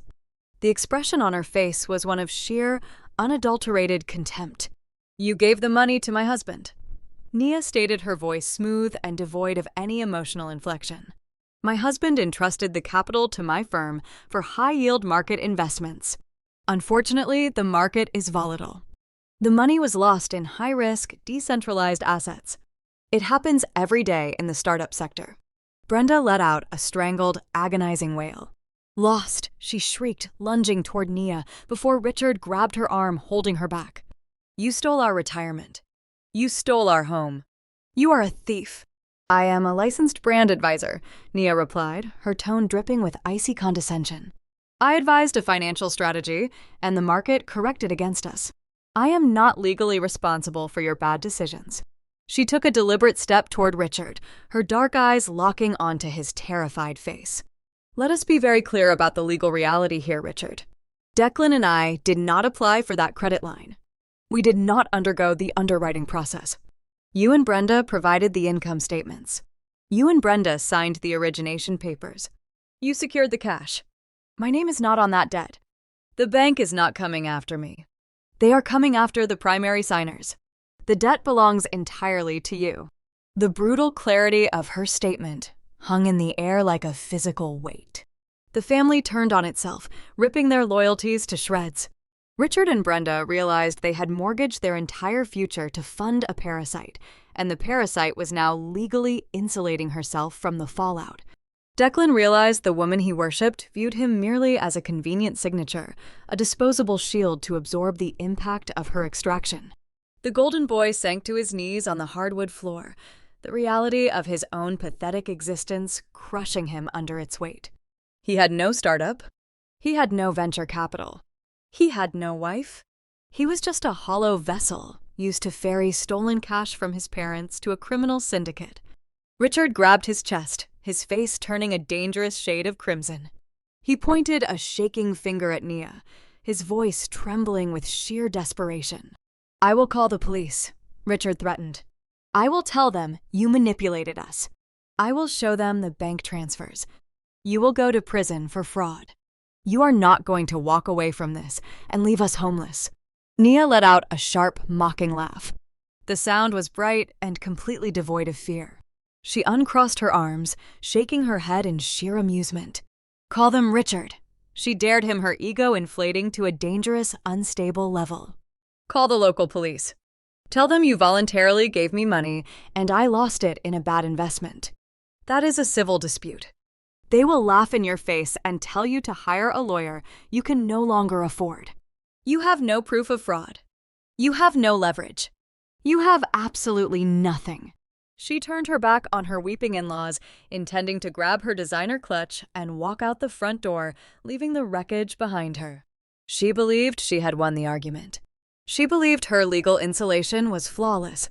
She forgot about the executioner in the white suit, standing quietly in the center of the room, holding a leather-bound dossier.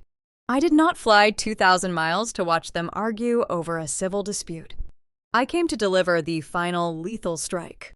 Nia turned her back on her weeping in-laws, intending to walk out the front door. She took one step toward the exit before a sharp, electronic chime echoed through the living room. The sound did not come from the DJ equipment or the tall speakers flanking the dance floor. It originated from the oversized 70-inch television mounted above the marble fireplace. I did not let the chaotic infighting continue. Screaming matches offer zero resolution. They only provide the guilty party with an opportunity to twist the narrative and manipulate the weak. I bypassed the emotional theater and opted for surgical truth. While my parents were busy tearing my brother apart, I had synchronized my secure mobile device with the local wireless network of the house. I bypassed the standard security protocols and initiated a direct screen mirroring command. The oversized television flashed to life, cutting through the neon ambiance. The glaring white background of my forensic accounting software illuminated the darkened room. The harsh light cast long, jagged shadows across the faces of the silent guest. "She did not invest a single dime," I stated, my voice slicing through the heavy air. I did not raise my volume, but the commanding tone carried across the room, forcing every head to turn toward the screen. I stepped into the center of the room, acting as a tour guide through their financial ruin. The screen displayed a high-definition breakdown of the home equity ledger. Everyone in the room could see the starting balance.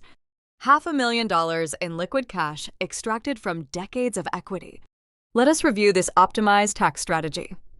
I continued keeping my delivery sterile and precise. The money did not go into a high-yield decentralized market. It did not fund a tech startup. It never even touched a legitimate commercial investment account. I tapped the screen of my phone. The display on the wall shifted, magnifying a specific sequence of offshore wire transfers. The dates aligned perfectly with the week following the wedding reception. $200,000 was routed directly into a Delaware holding company. I explained, tracing the digital path with my index finger so the entire room could follow the money. That specific shell entity belongs to an underground crypto syndicate. It was used to settle a pre-existing illicit debt. Nia owed money to dangerous people long before she walked down the aisle. She used the equity from this house to buy her own physical safety. She mortgaged your future to erase her past. A collective murmur rippled through the crowd of influencers. They were no longer attending a housewarming party. They were witnessing a live financial execution. Guests began setting their champagne flutes down on nearby tables, eager to distance themselves from the unfolding felony. I swiped the screen again, bringing up a second set of transactions. These were retail purchases flagged by the banking algorithm for their sheer scale. Another $100,000 evaporated into luxury retail, I narrated. It funded the crystal gown she is wearing right now. It paid for 3 custom Hermes handbags shipped to a private mail drop in Miami. It purchased the vintage Rolex currently strapped to her left wrist. That watch alone consumed more capital than Declan has earned in his entire adult life. Declan sat on the hardwood floor, his legs splayed out in front of him. His designer tuxedo looked absurd against his broken posture. The devastating realization crushed the remaining breath from his lungs. He stared at the Rolex on his wife's wrist. The woman he worshipped did not love him. She never respected his entrepreneurial vision. He was nothing more than a disposable meat shield, a convenient idiot utilized to bypass bank security protocols. She needed a pristine credit score, and Declan offered her 2 of them on a silver platter. His entire marriage was a calculated transaction. I swiped the screen one final time, revealing the ultimate betrayal. The television displayed a confirmed flight itinerary. The logo of Emirates Airlines sat at the top of the digital ticket. The remaining capital is sitting in a private account in Dubai, waiting for her arrival, I stated, delivering the final blow. She booked a one-way first-class ticket, scheduled to depart from Miami International Airport tomorrow morning at 8 o'clock. There is only 1 passenger listed on the itinerary. I looked down at my brother. She is not taking you with her, Declan. She drained the accounts, isolated your parents in the desert, and packed her bags. She intended to leave you holding the empty bag while she drank champagne over the Atlantic Ocean. You were never part of the empire. You were just the funding mechanism. Richard gasped for air, his chest heaving in erratic, jerky motions. His entire world was disintegrating before his eyes. The aristocratic legacy he valued above all else was a mirage. He had traded his safe, secure retirement to fund the escape plan of a sociopathic grifter. He clutched the fabric of his shirt, feeling the physical weight of the impending eviction, crushing his ribs. Brenda stood beside him, her face pale and slack, paralyzed by the sheer magnitude of the deception. The suburban kingdom she ruled for decades was reduced to ashes. The room remained dead silent, waiting for Nia to crumble. The evidence was irrefutable. The digital footprints were displayed on a 70-inch screen for 50 people to witness. A normal person caught in such a catastrophic lie would break down. They would weep, beg for forgiveness, or attempt to run for the door. Nia was not a normal person. The sociopathic arrogance that allowed her to orchestrate the theft in the first place took over. She did not cry. She did not apologize. Instead, she let out a sharp, mocking laugh. The sound was bright and jarring, echoing against the high ceilings. It was the laugh of a predator who enjoyed the thrill of the hunt, even when cornered. She uncrossed her arms and looked at me with genuine dark amusement.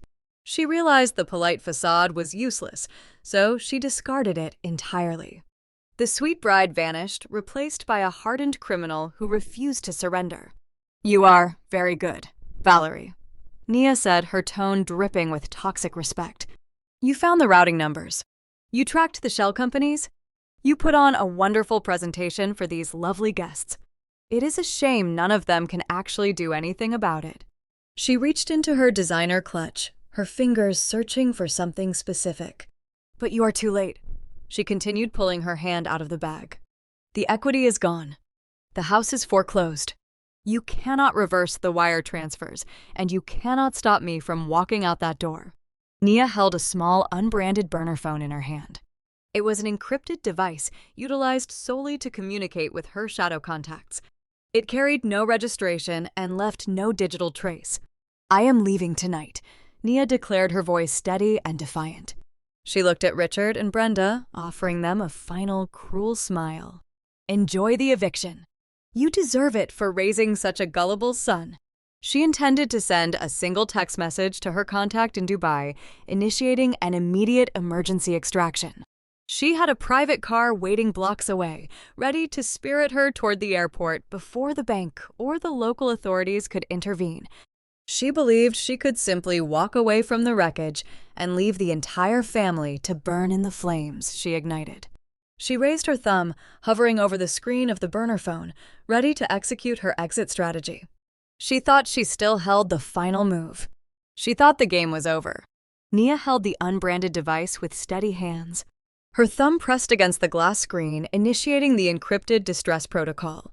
She expected the familiar green confirmation checkmark, indicating the message had successfully routed through the proxy servers. She waited for the digital assurance that her extraction vehicle was en route. Instead, a stark gray error prompt materialized across the display. The text read, "Network connection failure." She pressed the screen again, her thumb tapping with increasing speed. Her meticulously manicured nail clicked sharply against the glass. The error message remained. Her dark eyes narrowed. A flicker of genuine uncertainty breached her arrogant facade. She looked up, scanning the ceiling of the living room, searching for a cellular signal indicator. She assumed it was a localized network outage. Criminals always blame the hardware before they accept their own defeat. I took a slow, deliberate step toward her. The soft fabric of my white executive suit shifted as I moved, closing the physical distance between us. I watched the panic begin to take root in her chest. Her breathing accelerated, causing the crystal-encrusted bodice of her gown to rise and fall in erratic rhythms. "Are you looking for your exit strategy?" I asked, my voice barely above a whisper, yet sharp enough to cut through the heavy silence of the room. Nia lowered the useless device. Her jaw tightened, but she did not speak. She stared at me, trying to calculate how much I actually knew. "You operated under the assumption that your shadow contacts were loyal?" I explained, maintaining a gaze so cold it froze the air between us. "You thought the criminal syndicate in Dubai would honor their extraction agreement because you paid off your initial debt. You do not understand how real wealth operates. Underground debt is just another tradable commodity. It can be bought, sold, and leveraged, just like a municipal bond." Her eyes widened. The arrogant smirk was gone, replaced by the hollow stare of a trapped animal. The realization that her digital shield had been penetrated struck her with physical force. Yesterday morning, I instructed my corporate acquisition department to locate the broker managing your offshore accounts. I continued delivering the autopsy of her escape plan. We bypassed the digital firewalls and traced the ledger back to your primary contact in the Emirates. We discovered he was over-leveraged in several underwater commercial real estate ventures. My firm swooped in and purchased his outstanding debts. We assumed control of his financial future. We offered him a choice. We could foreclose on his entire portfolio and ruin his empire, or we could wipe his slate clean. In exchange, he had to sever all communication protocols with your device and surrender your flight itinerary. He did not even hesitate. He sold your freedom for pennies on the dollar. Your private car is not coming, Nia. Your seat on that Emirates flight is empty. You are stranded. The reality of her isolation crashed down upon her. The invisible safety net she relied on was vaporized. She looked at the blank screen of the burner phone one final time before dropping it onto the hardwood floor. The plastic casing cracked upon impact, a fitting metaphor for her shattered illusion. Declan remained kneeling on the floor, watching the exchange. His mind could barely process the sophisticated corporate warfare unfolding in his childhood living room. Richard and Brenda stood frozen near the entryway. They had invited a predator into their home, handed her the keys to their kingdom, and watched as she dismantled their lives. Now they were witnessing the apex predator tear her apart without lifting a finger. Nia took a step backward, her heels catching on the edge of an expensive Persian rug. She looked toward the rear sliding glass doors, calculating a physical escape route. She thought she could slip through the backyard, navigate the suburban fences, and disappear into the night. She still believed she could outrun the consequences. She thought her physical agility could overcome her financial checkmate. Before she could pivot toward the exit, a piercing wail shattered the quiet suburban night. The sound started as a distant echo and rapidly escalated into a deafening roar. The rhythmic pulsing of multiple sirens converged on the property from every direction. The heavy bass of the electronic music was replaced by the mechanical scream of approaching law enforcement vehicles. Intense red and blue strobe lights flooded the front windows, painting the walls of the living room in chaotic, flashing colors. The glow illuminated the terror on the faces of the remaining party guests. The wealthy influencers and minor local celebrities dropped their champagne flutes. The crystal shattered against the floor, spraying expensive alcohol across the wood. The crowd scattered like insects, fleeing a sudden beam of light. They pushed past one another, desperate to avoid the impending raid. They trampled over the expensive caterer trays and designer jackets left on the chairs. They were too late to escape the perimeter. The heavy oak front doors, which had already sustained damage from my parents' frantic entry, were kicked wide open. The rear sliding glass doors shattered inward, raining shards of tempered glass across the patio. The breach was simultaneous and overwhelming. Dozens of tactical officers flooded the premises. They did not wear the standard uniforms of local beat cops. They wore tactical gear, Kevlar vests, and dark helmets. The bold yellow lettering across their chests identified them as the Internal Revenue Service Criminal Investigation Division, operating alongside the local county tactical unit. They swept through the living room, their flashlights cutting through the neon haze. Commands were shouted, overlapping in a chorus of authoritative force. The guests dropped to the floor, covering their heads. Richard and Brenda cowered against the drywall, raising their hands in submission. Declan curled into a fetal position near the fireplace, weeping openly as the armed agents stormed past him. The tactical unit did not care about the influencers or the crying golden boy. Their target was clear, and their intelligence was precise. 3 federal agents converged on Nia. She let out a guttural scream of defiance, attempting to sprint toward the kitchen. She did not make it 3 steps. A firm hand gripped her shoulder, spinning her around. The momentum threw her off balance. An agent executed a textbook takedown, driving her toward the floor. The crystal-encrusted gown snagged on the corner of the coffee table, tearing the expensive fabric as she fell. She hit the hardwood with a heavy thud. Her designer clutch slipped from her grasp, sliding across the floor. An agent kicked that bag away, ensuring she could not reach for a concealed weapon or a secondary communication device. They pinned her arms behind her back, pressing her face into the spilled champagne and broken glass. She thrashed against their grip, cursing and demanding legal representation, but her voice was drowned out by the chaos of the raid. The officers ignored her protests, executing their standard operational procedures with cold efficiency. I stood mere feet away, untouched by the tactical sweep. My white suit remained pristine. I watched the lead federal agent retrieve a pair of heavy steel handcuffs from his tactical belt. He brought her wrists together, ignoring her frantic resistance. He secured the metal rings around her wrists, tightening them until they bit into her skin. The sound of the ratcheting gears clicking into place was sharp and decisive. The poetry of that sound resonated deep within my bones. Throughout my entire life, Richard and Brenda were obsessed with changing locks. They changed the deadbolts on this very house to keep me out. They changed the keypads on my desert property to secure their stolen luxury. They used locks as weapons of exclusion, building barriers to protect their golden boy while leaving me in the cold. But the final definitive lock of the night belonged to the federal government. The heavy metallic clack of the handcuffs snapping shut around Nia's wrists signaled the end of her reign. Her phantom empire was dismantled. Her stolen capital was frozen, and her physical freedom was permanently revoked. She lay pinned against the floor, a ruined queen dethroned in her own stolen castle. The tactical team secured the perimeter, preparing to process the crime scene. The real estate was condemned, and the architect of the fraud was in custody. But the night was not over. The agents had a secondary mandate, and their attention was about to pivot toward the people who provided the false financial statements to the bank. The federal officers hoisted the ruined queen from the hardwood floor. Her crystal-encrusted gown dragged across the spilled wine and broken glass, snagging on the scattered debris of her fake empire. She thrashed her shoulders, hurling venomous threats at the tactical team, but her words dissolved into the chaotic hum of the raid. 2 agents dragged her toward the shattered entryway. The flashing red and blue lights painted her face in harsh, erratic strokes as they pushed her through the ruined front doors toward a waiting armored cruiser. The influencers who had scattered outside stood on the manicured lawn holding their smartphones high, recording the spectacular downfall of the brand advisor for their digital audiences. The public humiliation was swift and permanent.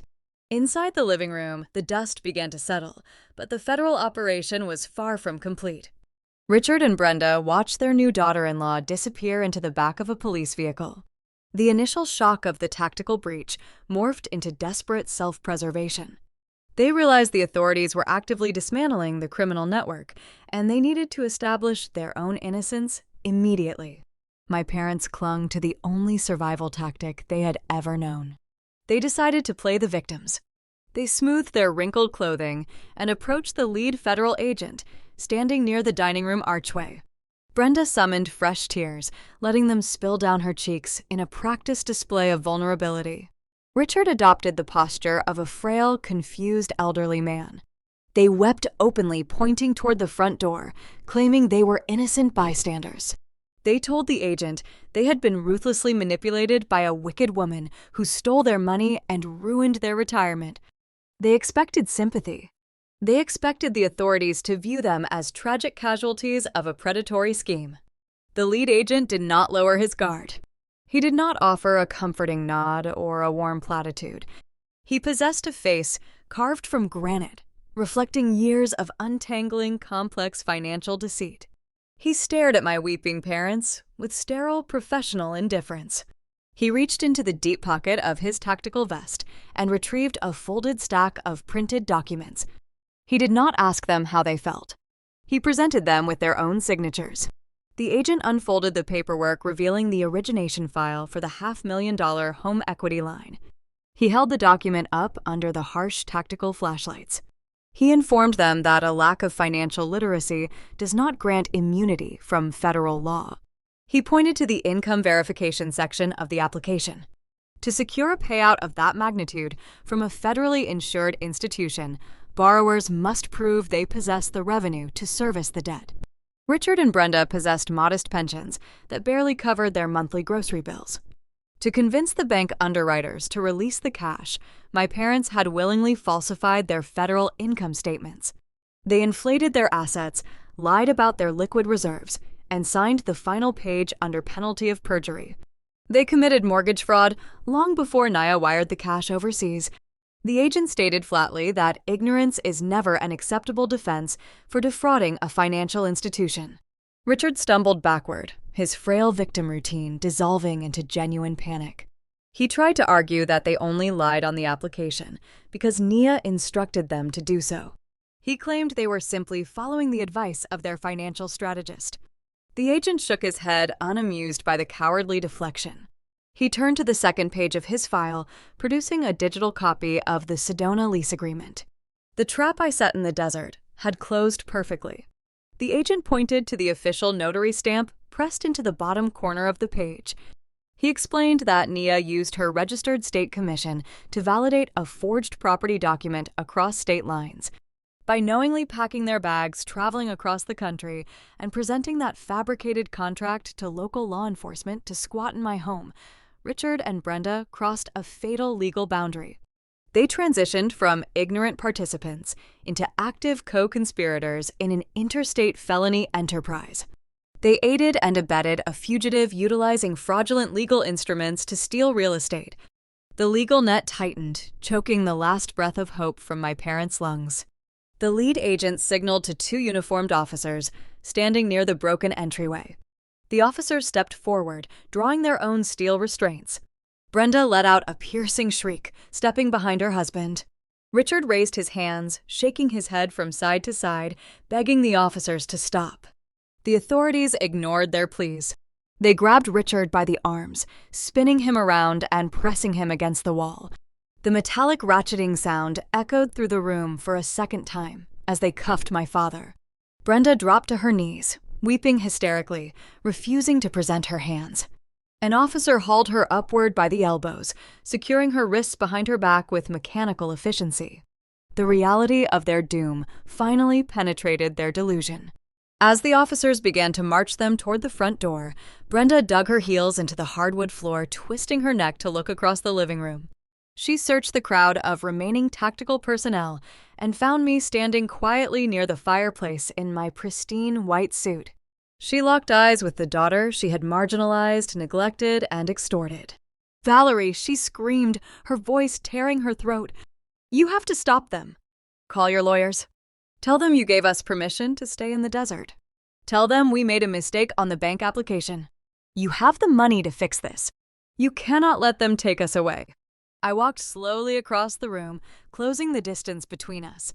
The federal agents paused for a brief moment, allowing me to address the prisoners. I looked at the tears streaming down my mother's face. I looked at my father, refusing to meet my gaze out of sheer humiliation. I felt no pity. I felt no sorrow. I felt the pure, unadulterated satisfaction of poetic justice.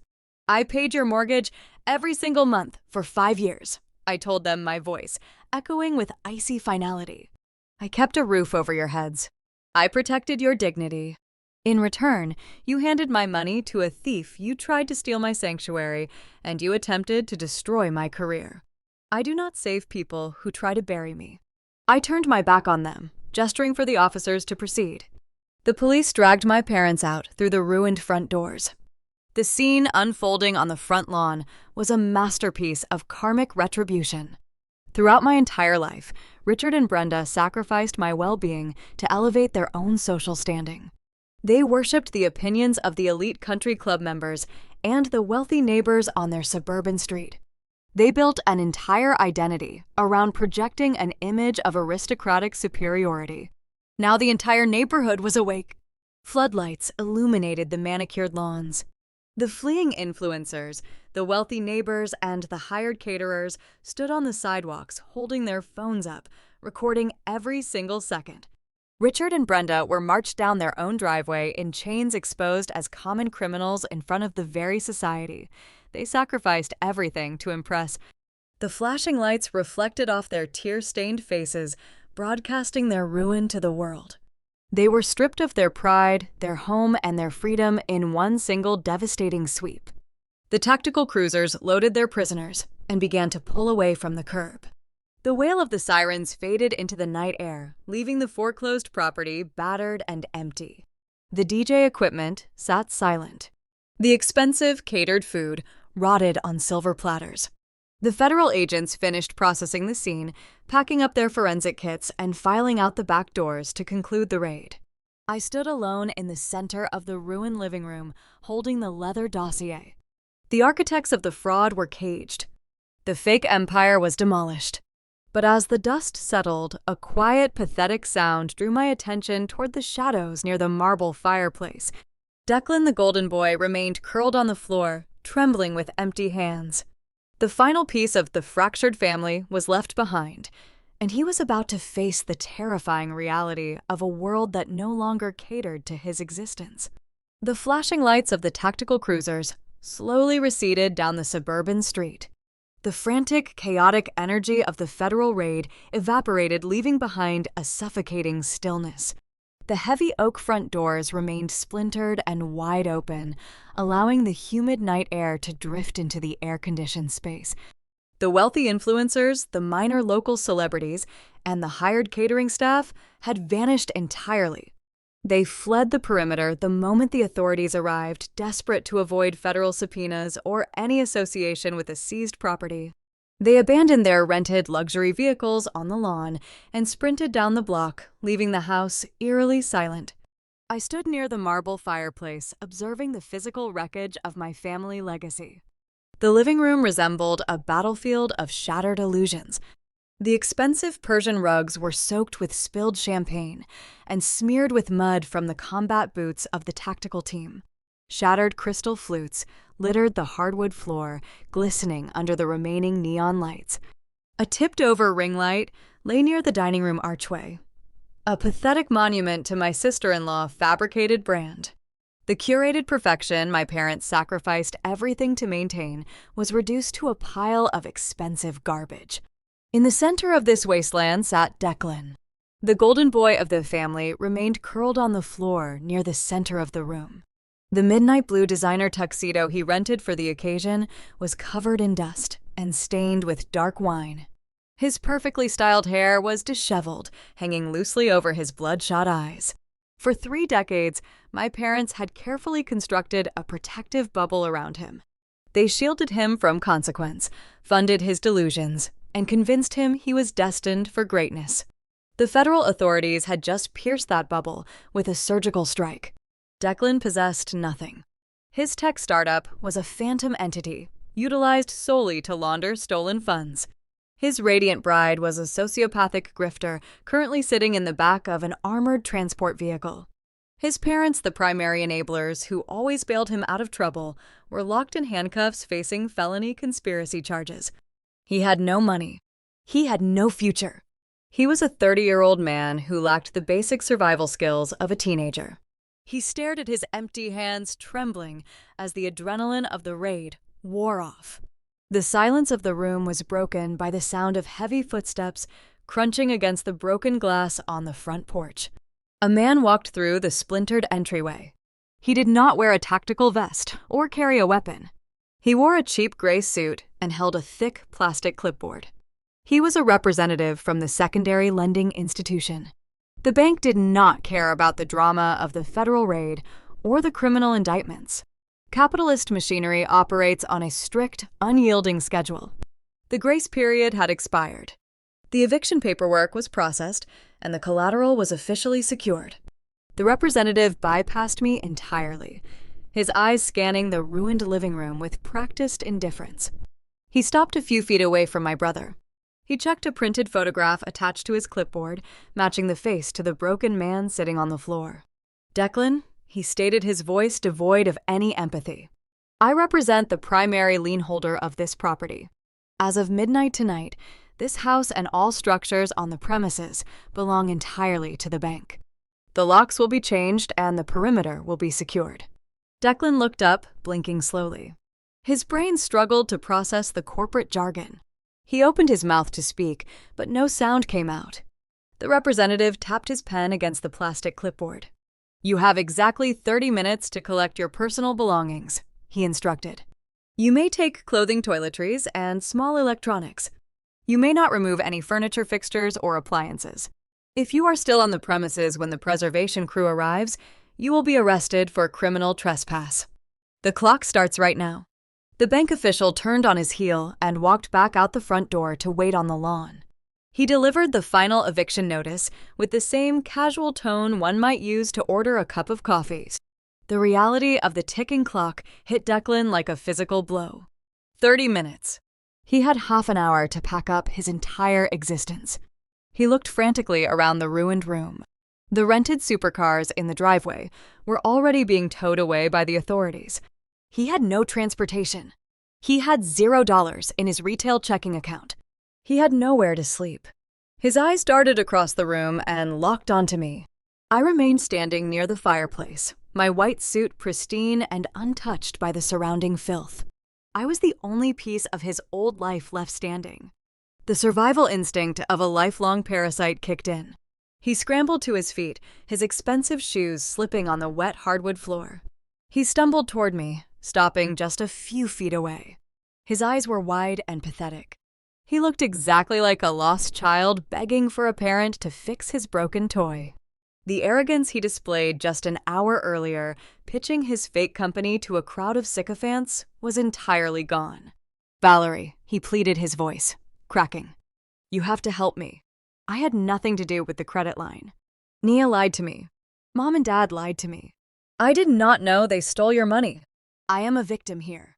He reached a trembling hand out, hoping to touch my arm, but he hesitated, pulling it back when my expression remained frozen. "I have 30 minutes, Valerie," he cried, pointing toward the front door. "I do not have a car. I do not have a hotel room. Please let me come with you.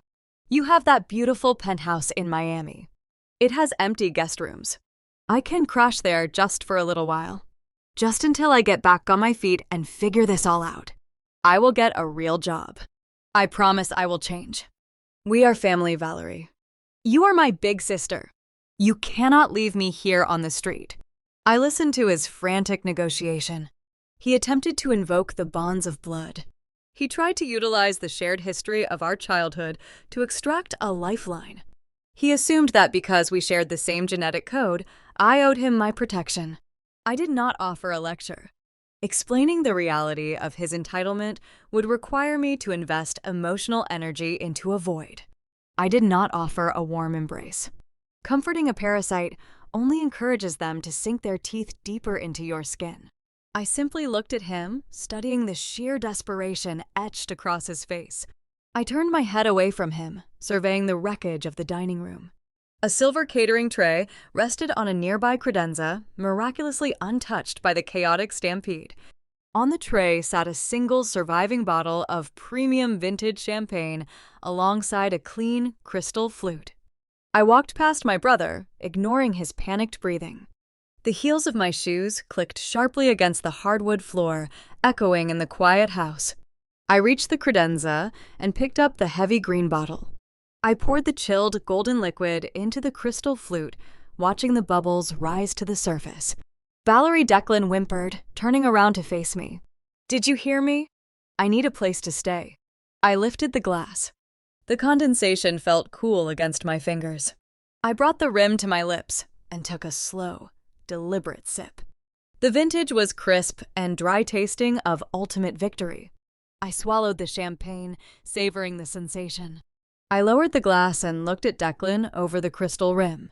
His eyes darted from the glass to my face, waiting for an answer, waiting for his older sister to open her wallet and save him from the consequences of his own existence. I opened my hand. The crystal flute slipped from my fingers. It dropped directly into a metal trash can positioned next to the credenza. The delicate glass shattered against the bottom, a sharp, defining sound that punctuated the end of our relationship. I did not utter a single word to the brother who stole my youth. I did not say goodbye. I simply turned my back on him. I walked across the ruined living room, stepping over the torn fabric of his wife-discarded gown. I walked out the splintered front doors and down the driveway toward my waiting town car, leaving him alone in the ashes of the empire he never truly owned. The clock was ticking, and his time had officially run out. The stage was now set for the final, inevitable conclusion of my calculated retribution. 6 months passed since the federal raid dismantled the Phantom Empire. The dust settled into a brutal, highly satisfying reality. I stood on the expansive balcony of my Miami penthouse, breathing in the salty coastal air. Far below, the early morning traffic moved along the sunlit highway, a river of steel and glass. I held a cup of dark espresso, savoring the quiet stillness of a life purged of parasitic attachments. Cutting off a toxic bloodline is not an act of cruelty. It is the highest form of self-preservation. Weak individuals tolerate exploitation to maintain the illusion of a happy family. Strong individuals burn the compromised bridges and build fortresses from the ashes. The forensic aftermath of the suburban collapse proceeded exactly as I calculated. The secondary lending institution moved swiftly to secure their collateral. The childhood home was vacated, boarded up, and listed on the county auction block. It did not return to the open market with glossy photographs or real estate agents hosting open houses. It was sold on the concrete steps of the municipal courthouse under a bleak, overcast sky. I did not attend the auction in person. A proxy representative, wearing a nondescript gray suit, stood in the sparse crowd acting on behalf of a newly registered corporate veil I established in Wyoming. When the auctioneer opened the bidding, my proxy raised his numbered paddle. There was no fierce competition. The property carried the stigma of a federal raid, and the bank was desperate to clear the bad debt from their ledgers. The gavel fell, striking the wooden podium with a hollow, concluding thud. I purchased the sprawling suburban estate for pennies on the dollar. The very house my parents proudly gifted to their golden boy on a brightly lit stage now belonged to my anonymous holding company. I did not keep it as a trophy. I handed the keys to my property management division. They painted over the pale blue walls of my childhood bedroom, installed durable commercial-grade flooring, and listed it as a premium rental unit. The house that drained my bank accounts for half a decade was finally generating passive income, adding another layer of armor to my expanding portfolio.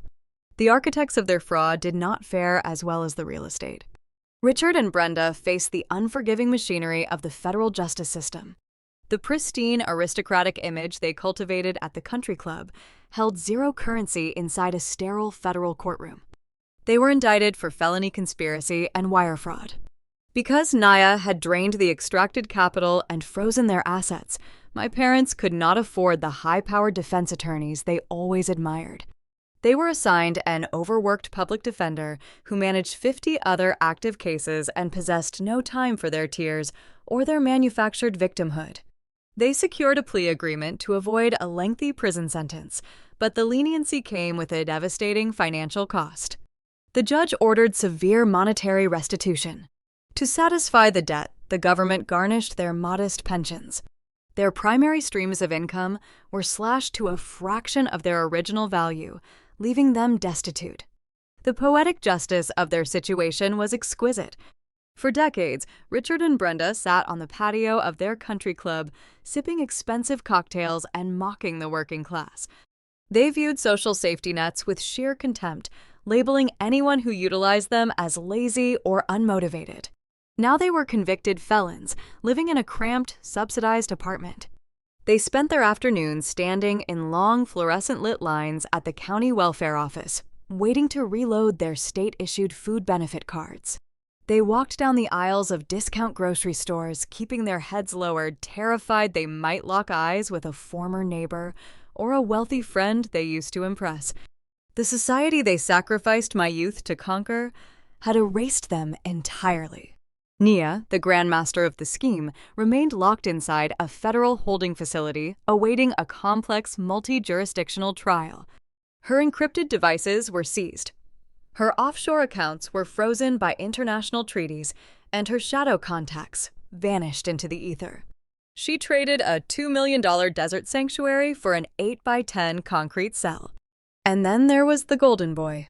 Declan descended from the fabricated heights of a tech mogul down to the unforgiving pavement of the real world. Miami is a vibrant, luxurious paradise if you possess capital. If you lack resources, the city is a brutal, abrasive furnace. Without his parents to fund his existence or a cunning wife to engineer his lifestyle, Declan had to survive on his own merit. He possessed no college degree, no viable trade skills, and a resume filled with hollow buzzwords that actual corporate recruiters laughed at. He secured the only employment available to him. He worked a minimum-wage retail job, stocking shelves and folding garments at a discount clothing outlet located in a decaying strip mall. He wore a stiff, abrasive polyester uniform, replacing the velvet dinner jackets he used to flaunt. He spent his days on his feet, catering to impatient, demanding customers, swallowing the exact kind of humiliation he used to inflict on service workers. He rode the public bus through the sweltering afternoon heat, his muscles aching, his ego shattered. Finding housing with a minimum wage income and a credit history, decimated by his association with the federal raid, proved nearly impossible. Landlords rejected his applications, citing his insufficient revenue and his lack of references. He spent weeks sleeping on a stained mattress in a transient motel, burning through his meager paychecks just to keep a roof over his head. Desperation eventually forced him toward the industrial outskirts of the city. He found a listing for a low-income housing complex situated near the shipping shipyards. The apartments were cramped, outdated, and bordered by a relentless stream of heavy commercial traffic. It was the bottom of the real estate barrel. On a humid Tuesday afternoon, Declan walked into the leasing office of the complex. The room smelled of stale coffee and cheap industrial carpet. A ceiling fan wobbled overhead, struggling to circulate the stagnant air. He approached the front desk, clutching a manila folder containing his pay stubs, his identification, and a handwritten rental application. His hands were calloused, and his posture was stooped. He looked exhausted, beaten down by the sheer friction of surviving in a world that did not care about his potential. A junior leasing agent sat behind the counter typing on a keyboard. Declan cleared his throat, placing his folder onto the laminated desk. The agent looked up, offering a rehearsed, polite smile. He took the paperwork and began reviewing the application, ensuring all the blank fields were filled. Declan let out a breath he had been holding, wiping the sweat from his forehead. He glanced down at the desk, waiting for the agent to process the file. His eyes drifted across the counter, landing on a polished brass placard resting near the computer monitor. The placard displayed the name of the parent company that owned and operated the housing complex. The engraved black lettering read Valerie Holdings, LLC. The blood drained from his face, leaving his skin the color of ash. His heart hammered against his ribs. The realization struck him with the force of a physical blow. He had searched the entire city for the cheapest, most forgotten corner of the real estate market. He thought he had found a place to hide. He did not realize my acquisition firm purchased distressed properties across the industrial district to diversify our commercial portfolio. He had unknowingly walked directly into my domain. Before Declan could reach across the desk and snatch his application back, the frosted glass door leading to the back management office swung open. I stepped out into the lobby. I did not wear a casual outfit. I wore a flawless tailored charcoal power suit, the fabric cutting a sharp, commanding silhouette against the drab background of the leasing office. I held a fresh cup of espresso in my left hand. I had been reviewing quarterly maintenance budgets in the back room when I heard his voice through the thin walls. Declan froze. His eyes widened, mirroring the exact expression of the lost child he displayed on the night of the federal raid. He stood trapped in his cheap polyester uniform, staring at the sister he discarded. He expected anger. He braced himself for a bitter lecture about his past mistakes or a vindictive speech about karma. I offered none of those things. My expression was entirely unreadable, a mask of cold corporate detachment. I walked behind the counter, standing next to the junior leasing agent. I did not greet my brother. I did not ask him how he was adjusting to retail labor. I reached down and picked up his handwritten application from the desk. I scanned the meager income listed on the page, the pathetic retail references, and the abysmal credit score generated by his financial ruin. Declan opened his mouth, his voice shaking. "Valerie, please," he whispered. "I just need a place to sleep." I did not look up from the paper. I pivoted slightly toward the corner of the workspace, where a heavy-duty industrial paper shredder sat humming quietly on standby mode. I held his application over the metal feed slot. I let go of the paper. The optical sensor triggered instantly. The steel blades engaged, pulling the document downward with a harsh, grinding mechanical crunch. The machine devoured his pay stubs, his references, and his desperate plea for shelter, turning his entire existence into thin, meaningless ribbons of waste paper. The shredder cycled down, returning to a quiet hum. The silence in the leasing office was absolute. I lifted my gaze, locking eyes with him. There was no hatred in my stare. There was only the sterile finality of a closed account. Application denied.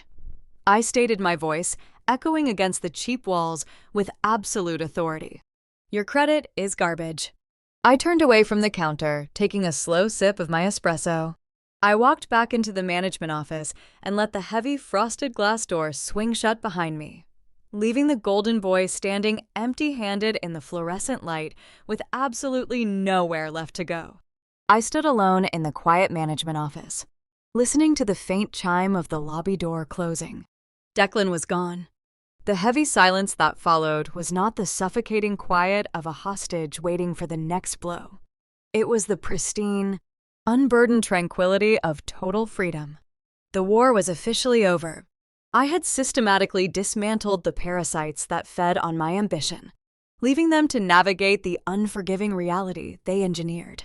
Looking back at the shattered wreckage of my family tree, I realized that surviving their toxicity required more than just enduring the pain. It demanded a fundamental shift in how I operated. The first truth I accepted is that shared genetics do not entitle anyone to your resources. Society conditions us to forgive endless abuse simply because the perpetrators share our bloodline. I learned to sever that biological guilt entirely. Loyalty is a currency that must be earned through mutual respect, not extracted through manufactured obligations. When you stop funding your own disrespect, the people who only loved your utility will rapidly expose their true nature. The second reality I embraced is the lethal power of silence. We are often tempted to scream, to demand apologies, and to engage in chaotic arguments, hoping to make our abusers understand our pain. Emotional outbursts only surrender your control to the enemy. True power lies in observing quietly, gathering your data, and executing your strategy without broadcasting your intentions. I did not win this war by raising my voice.